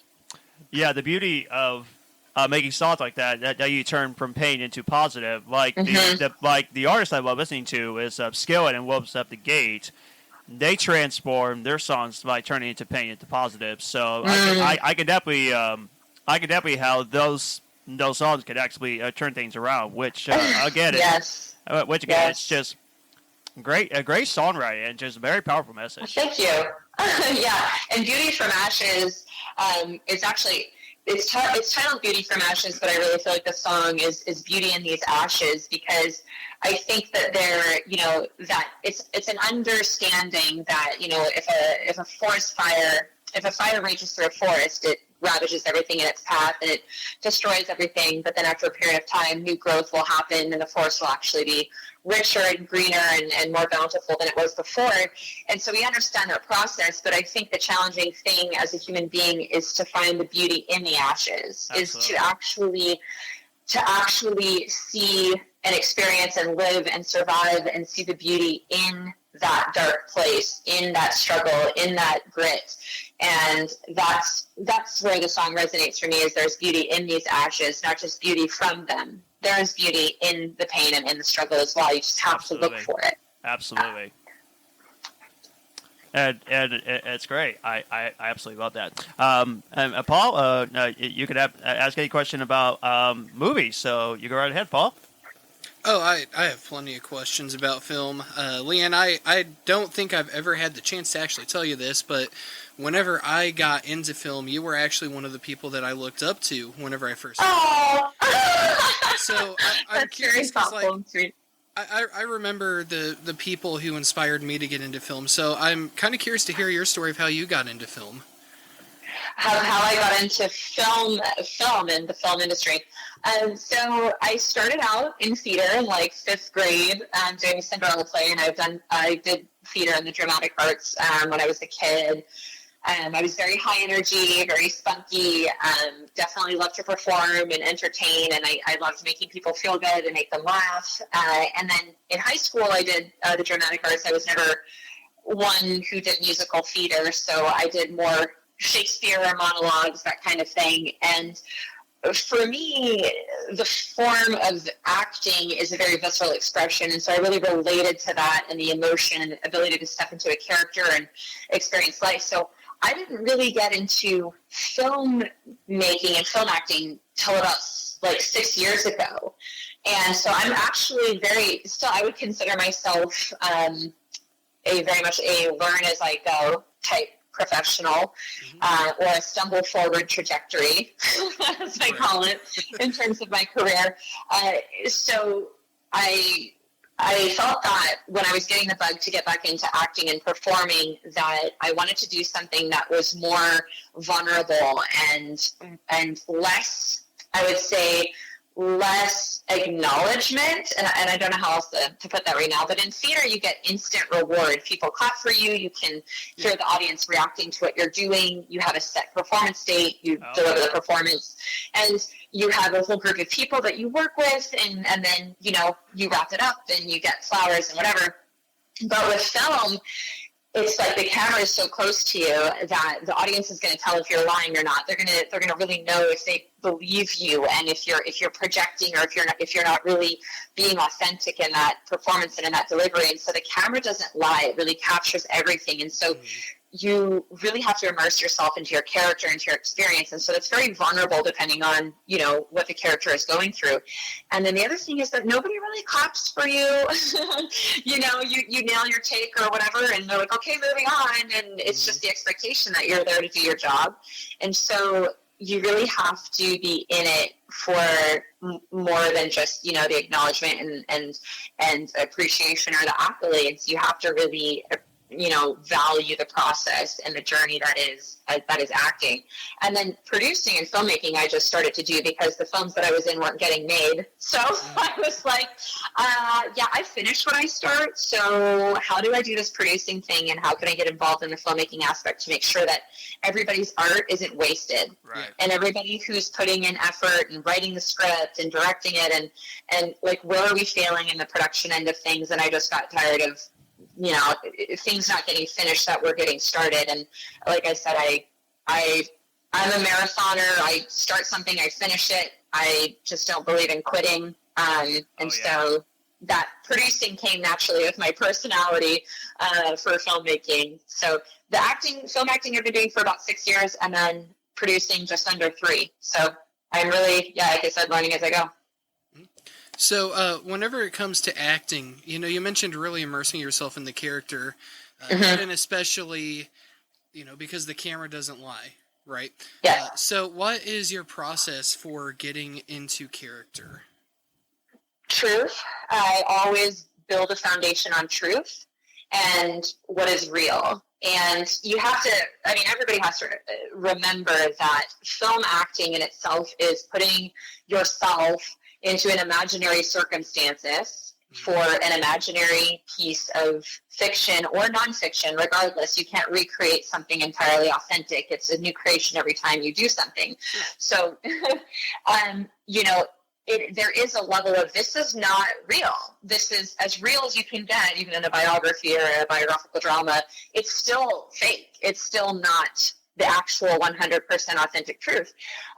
But you have to, as an artist, 100% be committed in that role and in that character, that it is real. Absolutely. That the circumstances are real to that character, that she, in my experience, is a real person, and that what's happening to her is real.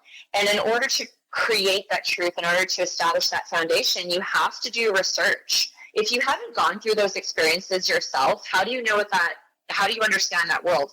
So, not everybody, I wouldn't recommend this, is like, well, if I'm playing somebody who does, some very dark things, I wouldn't recommend you go out and do those dark things or hurt yourself.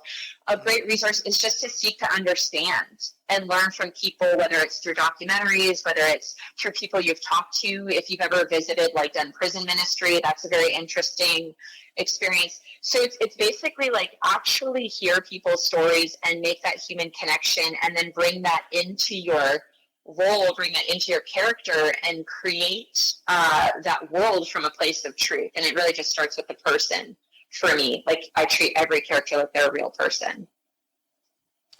Absolutely. Absolutely. What type of movie character do you enjoy playing? I like play. This is going to sound like maybe really generic or general, but I just really like playing real women characters. And that might sound silly, but it's actually very hard to find in scripts. And it doesn't matter what genre they're in. It could be sci-fi, it could be horror, it could be comedy, it could be romantic comedy, it could be action. I love scripts that are written in which I see like a real woman. Like, this is how she would respond. I relate to that experience. And to me, it doesn't matter the genre. It doesn't matter whether she is, more seen as an antagonist or protagonist. I just really am drawn to well-written female characters. And to me, oftentimes there's a balance of drama and comedy in those roles. I think that that's the most nuanced and the most real to my experience. So it could be a very heavy film, but I still think, there's always a place for a little bit of comedy, a little bit of lightheartedness. And those are the roles that I'm drawn to. Real women in crazy imaginary circumstances. I feel like this is going to be a question I ask everybody that comes on, but if you could join any franchise, what franchise would you join? If I could join any franchise, I'm going to have to say Star Wars. I don't know. Like, You may do it. What's that? I am ascending. I fucking love that answer. Yeah, but I mean, for me, like, I just dressed up as, like, I'm a huge Obi-Wan fan. Like, I grew up, I love Star Wars, and to me, it was, that's it. And I think, that's the answer. That's a simple, straightforward, I would love to be in Star Wars. Star Wars is Star Wars. That's the answer. Well, yes. That ruined the question for me. What's her favorite movie? That ruined the question there. Yeah. But oh well, that's okay. I might as well just come up with the other question. Do you have a upcoming project coming very soon? I do have an upcoming project coming very soon. And to just bank off of the Star Wars real quick, we just finished and fully completed a sci-fi film called Oreganda, and it actually just screened at the PopCon International Film Festival in Indianapolis. Oh, cool. And so it was its festival premiere screening there, and it did very well. And there should be a special announcement coming out very soon about that film, because it won an award, so I will probably save that unless you would like me to when are you planning to release this podcast episode, I guess? It's every Tuesday at midnight. So this Tuesday you'll be announcing it? Yeah. Okay.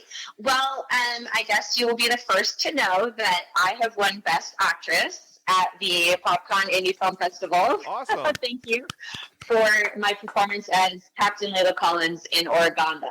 So there you go. There's the public announcement.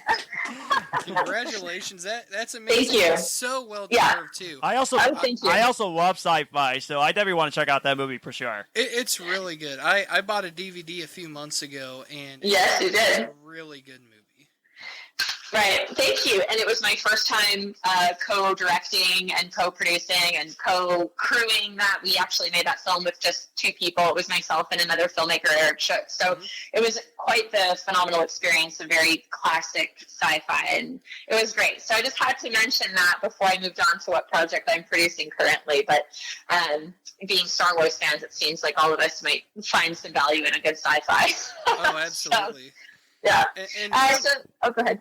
Oh, I was just going to say, you and Eric worked so well together in that movie. Was that the Thank first you. time that you guys had worked together, or have you worked together before? No, that was the first time. So I was originally saw the casting notice for it, and then put in my package, basically my portfolio, and he hired me for the project as an actor, and then I started working on set, and he basically saw my potential as a director, as a filmmaker, and so he provided opportunity for me to start directing shots, moving a camera around. Basically, the edit of the film, I edited the film. It was my first time color grading a film. Wow.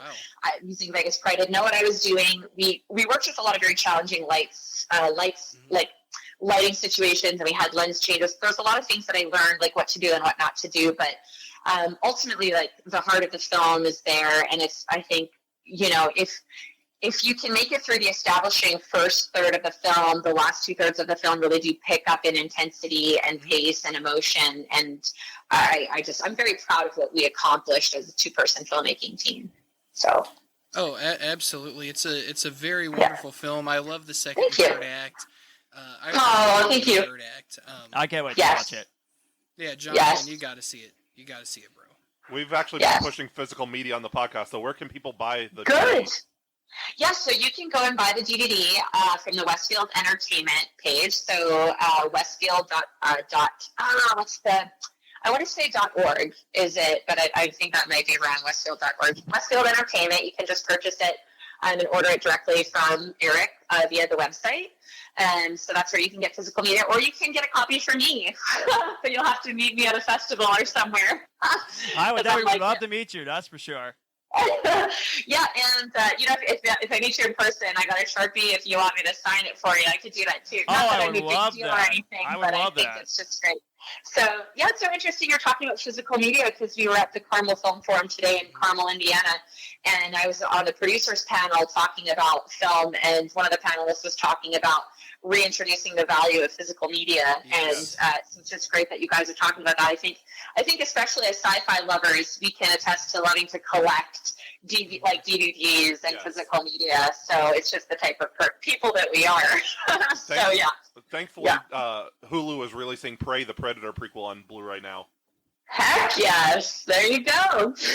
So, And actually, this question actually just came to me, and thank you for saying directing, because that actually brings me up to a good question that actually just came to me. Steven Spielberg is one of my favorite directors, and I love Steven Spielberg. He's easily one of my favorites. yeah. Who is your favorite director? Like, what inspired you to be a director? Well, I think we're more similar than you than you might think, but I'm actually a big Spielberg fan as well. I mean, one of my favorites is Jurassic Park. I think just in terms of like the original first Jurassic Park. I love that movie.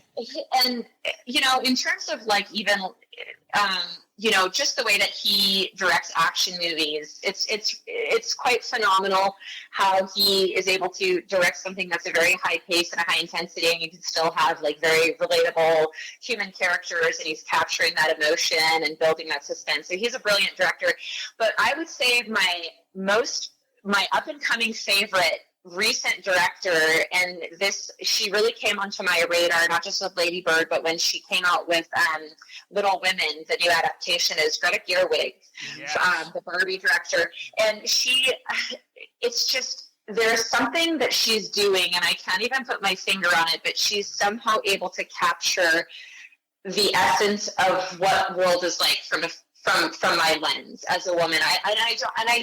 And it's not even excluding men at all. It's inviting them into seeing and feeling our world from a female director's perspective. And it's I agree with that. It's been a very, I think, game-changing type of directing style, and that I agree with her.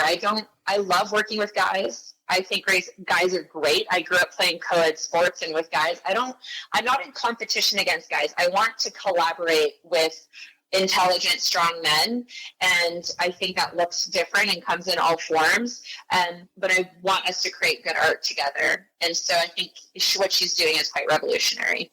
Yeah, even though Barbie is not for everybody, it's very impressive. It's very impressive that she became the very first female director to have a movie that grossed $1 billion.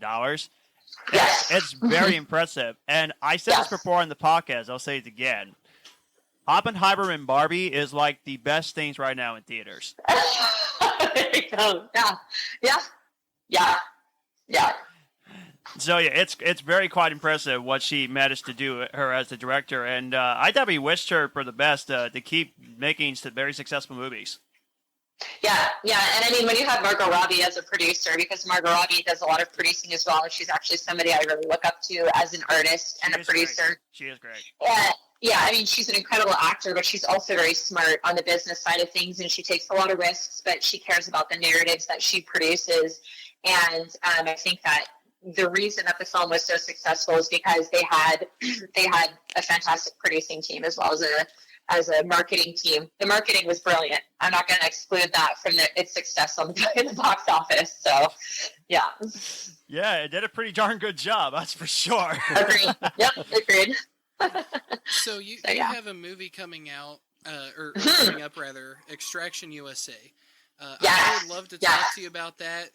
The premise is so fascinating to me, and I know that the other boys here at the table have no idea anything about it. So I'm curious to see their reaction as you're talking about it, because it's an amazing premise. I would almost be like, you should start playing the trailer and then hear their reaction while they're watching it.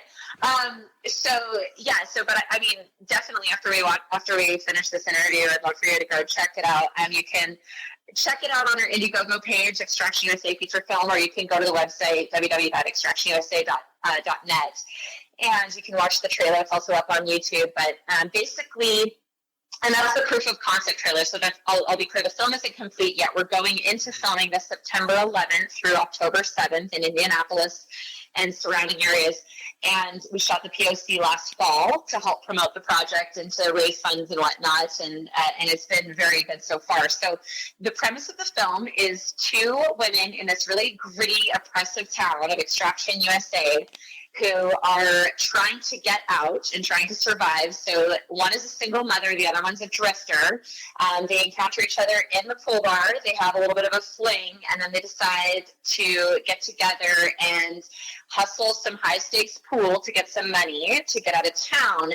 The only thing is, in the process of hustling pool, they uncover a very dangerous drug ring and get kind of in the middle of it, and then basically have to get out and fend for their lives. So it's a very exciting, fast-paced, emotional drama with a lot of really smart comedic beats. It's a brilliant script. It's very entertaining. It's definitely not a festival film. It's a movie you're going to want to watch in theaters with your friends. So I'm very excited for it. Yeah. We have director Mike Younce, who's actually an Indianapolis native, and he's been in the industry of videography and music video creation for over 20 years. He has his own production company, but this will be his debut feature film as a director. And he has been sitting on the script for 6 years, and then after he watched Chasing Rabbits, he approached me and said, what do you think of this script? And I said, I think the script is gold. Let's make it into a movie. So 1 year later, here we go. So, yeah, there you go. So who all can we expect to see in Extraction USA? So I play Marnie, the lead actor, or the lead character, and then we also have Marley Carpenter from Ohio. We have Derek McMahon, who is playing Daryl, our antagonist. And then we also have DJ Henry, who's playing Sharon. And we have Dannon Everett, who's playing Joseph. And we have a brand new up-and-coming debut feature film talent, Chase Strange, who is playing Jason, who is my character's son. So we've got 6 principal cast, rounded out with an incredible supporting day player cast of over 90% Hoosier actors that are just coming in to play some very nuanced, iconic characters from, I mean, some of them have been acting for like decades. It's quite exciting who we have that nobody knows yet because I haven't released their casting announcements. But it's great. It's really great. Yeah, I want. There's actually one more quick question I want to ask you because Sure. I love music just like you do, which we did get to Yes. the music question, and we all have different types of gifts of music. Like people taught themselves how to sing, or they would have a singing teacher to teach them how to sing. And music is just a wonderful thing, and I love listening to music. I love to sing to music in general. It's a wonderful thing. Who is your all-time favorite music artist that you love listening to? Oh my gosh, my all-time favorite music artist. Okay, I'm gonna have to say that it's a band, and that this band has had a tremendous influence on my life, and they're a folk country gospel band. It's not like a folk gospel band, but they're called Need to Breathe. Oh, okay, And- nice. Yeah. And so Bear and Bo Reinhardt are phenomenal singers. They're phenomenal musicians, but their music is just it just resonates with my soul. I would say that, like, I love how they write. I don't think that they write where they allow you to actually think about what are the lyrics. They don't force feed you some type of way that you have to think or feel or interpret it. It's very much like storytelling, the way that they write, and I like that. It's kind of, Mumford and Sons do the same thing. Like, they write in a way that's kind of storytelling-esque, and I like that approach to songwriting. So I would say that they're a big influencer and someone I think that naturally just popped into my head when you asked me that question. Yeah. It's funny because "Washed by the Water" and "Signature of Divine" are two of my favorite songs. Yes, Washed by the Water. Yes, for sure. Mm-hmm. Yeah. I think So she and cool. I are going to get along just fine. Yeah. That's very cool. We both like the same kind of movie, and we also like that Yeah. same kind of type of music. I like it. Yeah. Mm-hmm. Love it. So I've got to ask more about Chasing Rabbits because Of course. I've talked about this on the podcast before, actually. It is my favorite Indiana-based movie that I've seen so far. Yay! Yes, it is a wonderful Indiana film. Mm-hmm. So I'm kind of curious, and this is just because I love talking about bloopers and mistakes on my sets. Oh, me too. I love it. So I've got to know, were there any bloopers or funny moments that happened on set of Chasing Rabbits? Okay. Yeah, that was funny. So day one, this is actually a great story because I know, Paul, you know Holly Ann Spa, Yes. who plays Jane, Penny's best friend in Chasing Rabbits. And Holly and I adore her. She is a phenomenal talent to work with, and just She is. She just is an absolutely overall- amazing. yes, I and got she's a I got to beautiful meet person. her. She is such a sweetheart. Yes, and very dedicated to her craft, very keen to improve and grow, and I just love that kind of hustle. So I have a lot of respect for her. And our day one scene was at this coffee shop, and Eric Pasquarelli, director and writer for Chasing Rabbits, he tells us we're going to do this scene outside this coffee shop, and we're going to get coffee, and we're going to get like donuts and everything from this coffee shop. Well, the coffee shop was closed I don't know what happened. There was a miscommunication, and they just decided they were not going to be open that day. So we're having this scene outside this closed coffee shop where we get coffee from a different coffee shop. And so we're in front of this window, but the sign clearly says closed, like it's not open. And so this is how we're sitting. We're setting the stage where, we're having this coffee. And then this guy, this truck pulls in, this moving truck pulls in right before we're going to run the scene for the first time and just starts unloading, I don't know what it was, bagels or something into this, and it's this loudest truck, so we can't shoot the scene. So then we have to wait for this truck. So then we're already crunched for time. Remember, this is the first time Holly and I are on set together, working together, and it's a very long scene. And we have a tight timeline that we have to shoot everything on. So we're waiting for this truck. We had to figure out that the shop was closed, get coffee from somewhere else, get food from somewhere else. And so then the truck finally leaves, and we're getting ready to shoot the scene. And then this guy with a watering can comes behind in the shot and just starts watering flowers and spraying down stuff with a hose, and we're like, are you kidding me? It was every scene in the universe was saying, don't film this movie. This is how it's going to be, like, every scene or whatever. And then I was just like, and then we basically didn't have a lot of time to shoot the scene. And Holly and I had met for a virtual rehearsal, before. And so we'd already talked about things.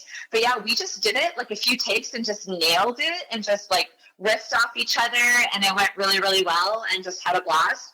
And then we got it shot, and we got it in the can, and that's just a part of working with people who are professional and are prepared and are adaptable and easygoing. You have to have that vibe in any film, and you have to be prepared to work with whatever challenges come your way. But that was definitely a memory that stood out to me as those sequence of bloopers on the very first scene of shooting.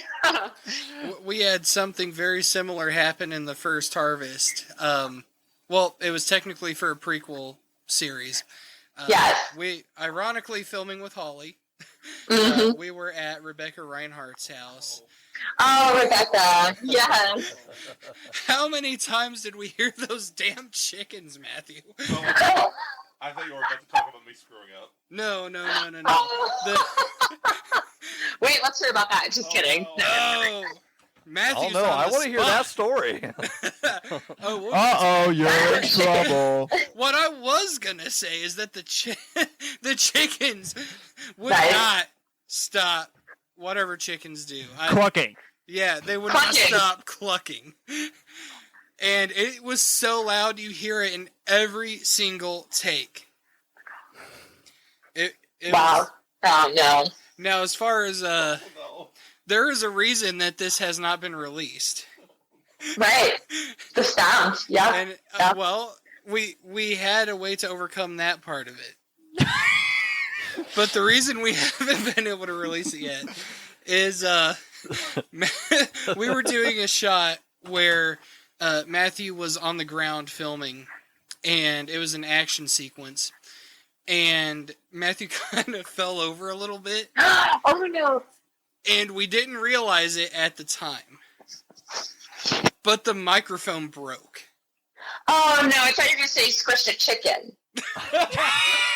Oh no! Talk about a cluck up. Or it could have been fried chicken. Oh, no. Oh yeah, But I'll add that so one. the microphone broke, and we were not able. Like the last 10 takes had no audio. Oh, no. Oh, And yeah. they were scenes that we could not redo. Right. At least at that point, we are going to reshoot, but I can't wait to do that Right. again. but it was a very funny downset between the chickens, between the microphone. Oh, man. That is real life. That is the real independent film. And that's filmmaking in general. That stuff happens all the time. People have no idea. And that was also Deshaun's comedy. Oh Lord, Yes.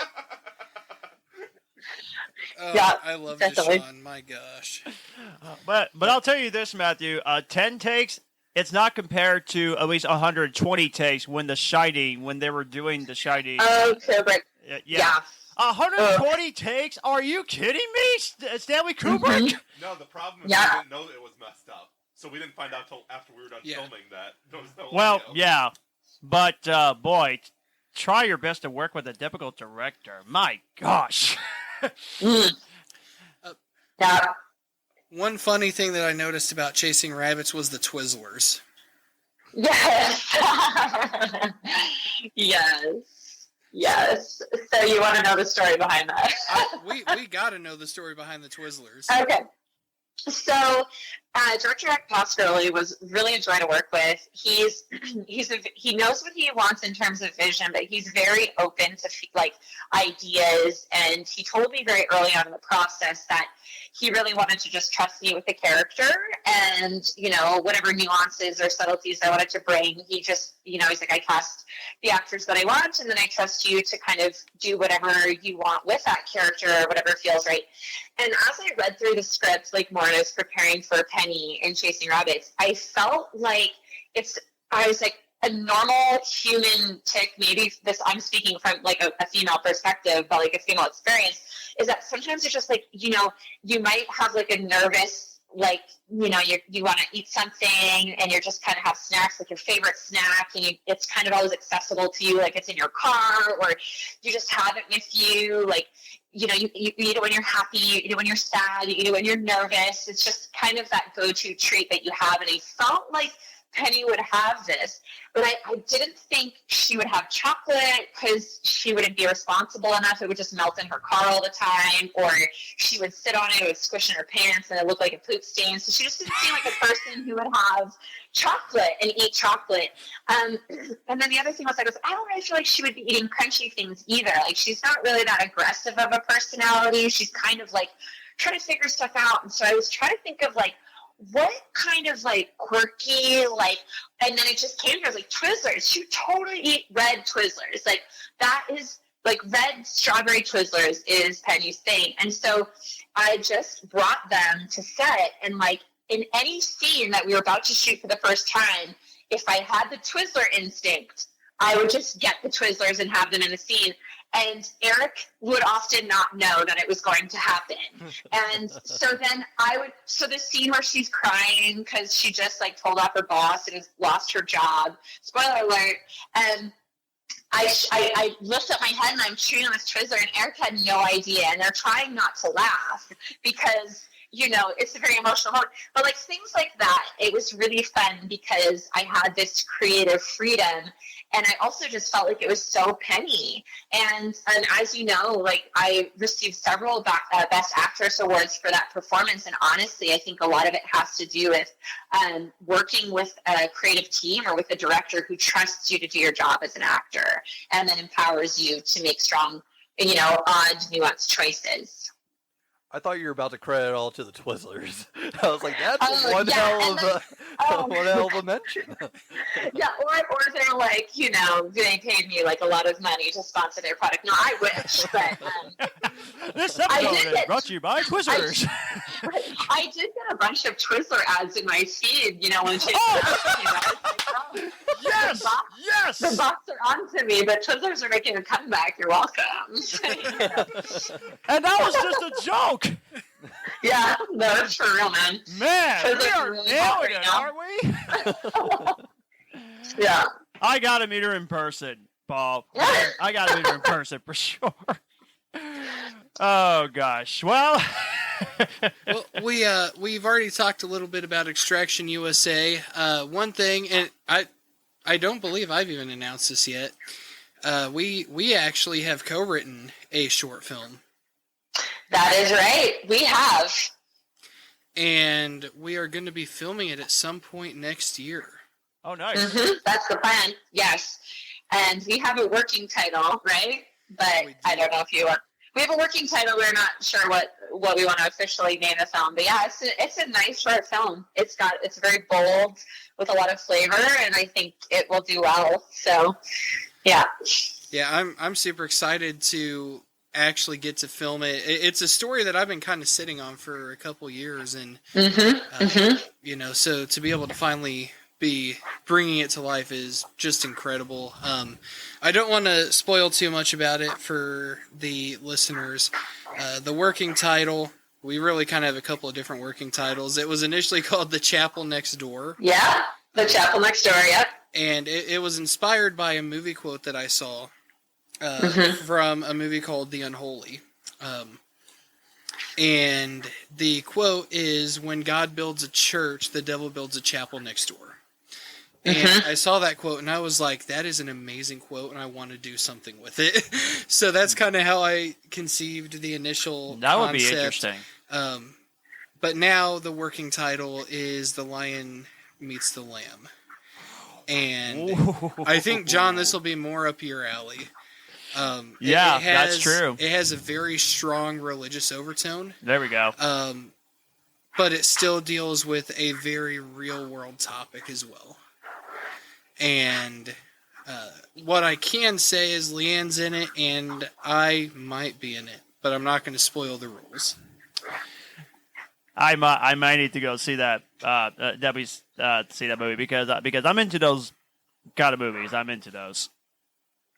Yeah, and when Paul pitched the concept, and that was a great thing about you too, Paul, is that you said, "Hey, what do you think of this?" And I said, "Well, I have some ideas, and can I make a Leanne pass at this draft and see what ideas?" And then he just said, "These are great ideas. I like this. I like this. I like this." And then we kind of just merged it into its own organic thing. So it really was a collaboration. And I think that when you're able to do that with another creator, you really do come up with a unique piece of art because you're blending different experiences, different styles, and then and that's just what makes something very nuanced and different and special. So I'm excited about it for sure. Yeah, and I love that we got to collaborate on it, because one thing that I am all for as a filmmaker is collaborating with other filmmakers. And so I think that we have a very unique short film. I think it will do well. I think it's going to be very well received. Yes. But beyond Extraction USA and beyond The Chapel Next Door / The Lion Meets the Lamb, do you have any other projects coming up? So I have projects that I am acting in. Not that outside of Extraction USA, there's one within reach that we're still waiting for life rights licensing from, and I will be maybe able to come back on, a year from now and say a little bit more about that project. Mm-hmm. But it's based on a true story, and I've actually had a conversation with the woman, but she doesn't live in this country, so it's very exciting. And it's a phenomenal story, and so we are in the very initial stages of first obtaining life rights for that. And then we will go into the script writing phase. So that's going to be a built from the ground up project based on a true story. It's very faith-filled, inspiring, very female-driven. I really love it. And that's what I care about. I just care about authentic narratives and really detailing experiences from the female lens, and I'm excited about that. And then I'm acting in a few projects next month November, outside of Extraction USA. So I keep pretty busy. I'm pretty booked and busy. I'm very blessed by that. So, well, needless to say, we are definitely excited for you, for your career, and for your acting, and also I assume you're going to keep doing music. I do assume so. You just keep doing what you're doing. I mean, you are definitely a blessing for sure, especially for what you're doing. Thank you. Thank you so much for your support. I really appreciate it. It really means a lot. Absolutely. Yeah, so to kind of round out this conversation, I know that we were going to talk a little bit about the album as well. Yes. So for the listeners who do not know, I have a background in music. I have been in the music scene for a little over 10 years now, which makes me feel so old. But I just, Matthew, no. But we just put out an album called I Loved You at Your Darkest. Mm-hmm. And it can be purchased at Bandcamp. Or on Bandcamp, I should say. Here I am, a writer, and I'm using terrible grammar. For shame. Yes. Shame. How dare you? But yeah, I'm very happy with the album. It's the last album I have planned to release, and I'm very happy with how it turned out, and I'm especially pleased with the song Good Day. Mm-hmm. And I definitely want to talk a little bit about that song for the listeners who do not know. I actually wrote that song with my mom about 2 weeks before she passed away. And oh, wow. So I almost didn't want to put it out because that was going to be a song that she actually sang. I was going to do guitar, she was going to sing. And I think that it's such a song that it's going to have a different impact on each listener. Yeah. So, Leanne, I would love to kind of hear your perspective on the song, how it has impacted you, because, of course, you are the one that actually sings it and plays on it. Mm-hmm. I'd love to kind of hear your side of the song. Oh, of course. Yeah, first of all, it was an incredible privilege just to be reached out to by Paul, who had seen I think it was part of an audition on YouTube that I had posted that included me playing a little bit of music for the audition. And so he had seen part of a song that I had wrote, some original music, being performed, and he reached out and just said that he had connected with it. And so that's always flattering. Like, as an artist, it's always very flattering and deeply moving when somebody connects with the art that you create and put out into the world. And so Paul told me about this song that he had wrote about his mom, and it was very, very emotional moment where, you know, I've lost my father as well. He passed away not too long ago, and I understand, not to the same extent because your experience is unique, but losing a parent too soon is just one of those things that really kind of shakes you to your core. And especially if it's a parent you're very close to, you look up to, you love so deeply, like, it really does create such a sense of space and loss in your life. And it's just a very challenging thing. And so for Paul to reach out and to, you know, say, hey, what do you think about working on a song with me, was a very, very privileged, like, I just felt very privileged and grateful that he would approach me and to work with him on that. And I just felt the connection with the song. I felt like it was something you can listen to and apply to your day. Like, it's really just about every day. Like, you know, and that's all you have. You just have today. So if you look at today, like, it's a bad day, you're wasting your day. Like, you know, I think you really have to process grief on a daily basis and just really go through it and just do the best that you can, and recognize that if you're alive, today is a good day, you know, and even if it's not a good day, it's still a good day because you're alive and breathing, you know. But the last thing we would want is for the people who have passed away and left us, for them to, you know, see us living with regrets or seeing us living with pain that we're not trying to process through. Like, they only want what's best for us, and they want us to have joy and hope and love in our life. And so I think when we struggle through grief and when we process it, when we try it the best that we can just every day, I think that honors them in a way. So I feel like the song is reflective of the grief process on just a day-by-day basis, and it's just something beautiful and powerful. So. And if you'd like to pick up the album called Hopes Through Suffering, I Loved You at Your Darkest, you can go onto the website called paulallenmusic.bandcamp.com. Definitely pick yourself a copy, and I hope you all enjoy it just like we did. All And right. that pretty much sums it up, right? Yeah. Oh, I was like, and this is where it ends. Does anyone else have any other questions? Nope. Yes, thank you for joining us on the podcast, and like I said, we're definitely excited for you for your career, and I would love to meet you sometimes, and come join us on the podcast again sometime. We'd love to have you again. Sounds good. Thanks, gentlemen. I appreciate your time tonight. Absolutely. Thank you for taking the time to call in. We have greatly appreciated this interview and conversation. You're welcome. Yeah, God bless you. Thank you for joining us. God bless.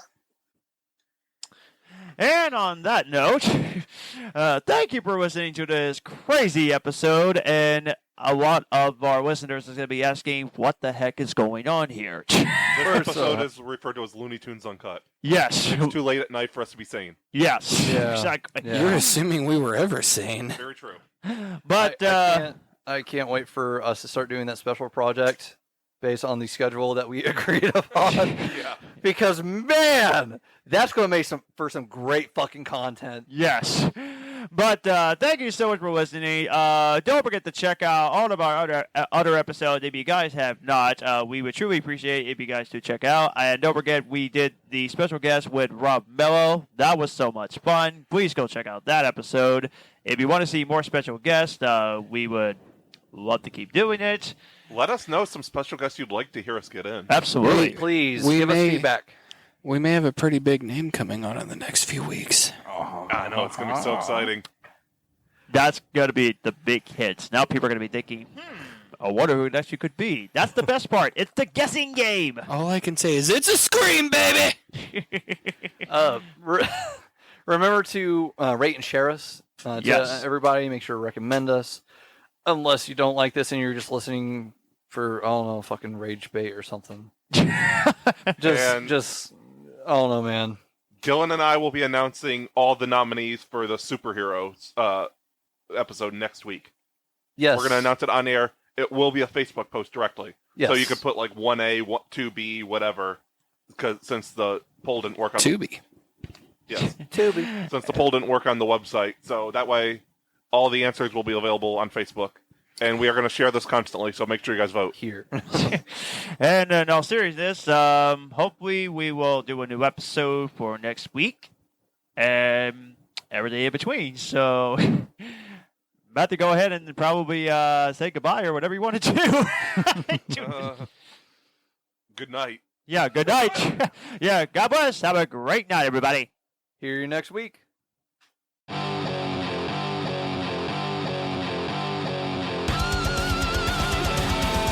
We have been the Cinema Asylum Podcast. You guys were awesome. Thanks for coming out. Good night.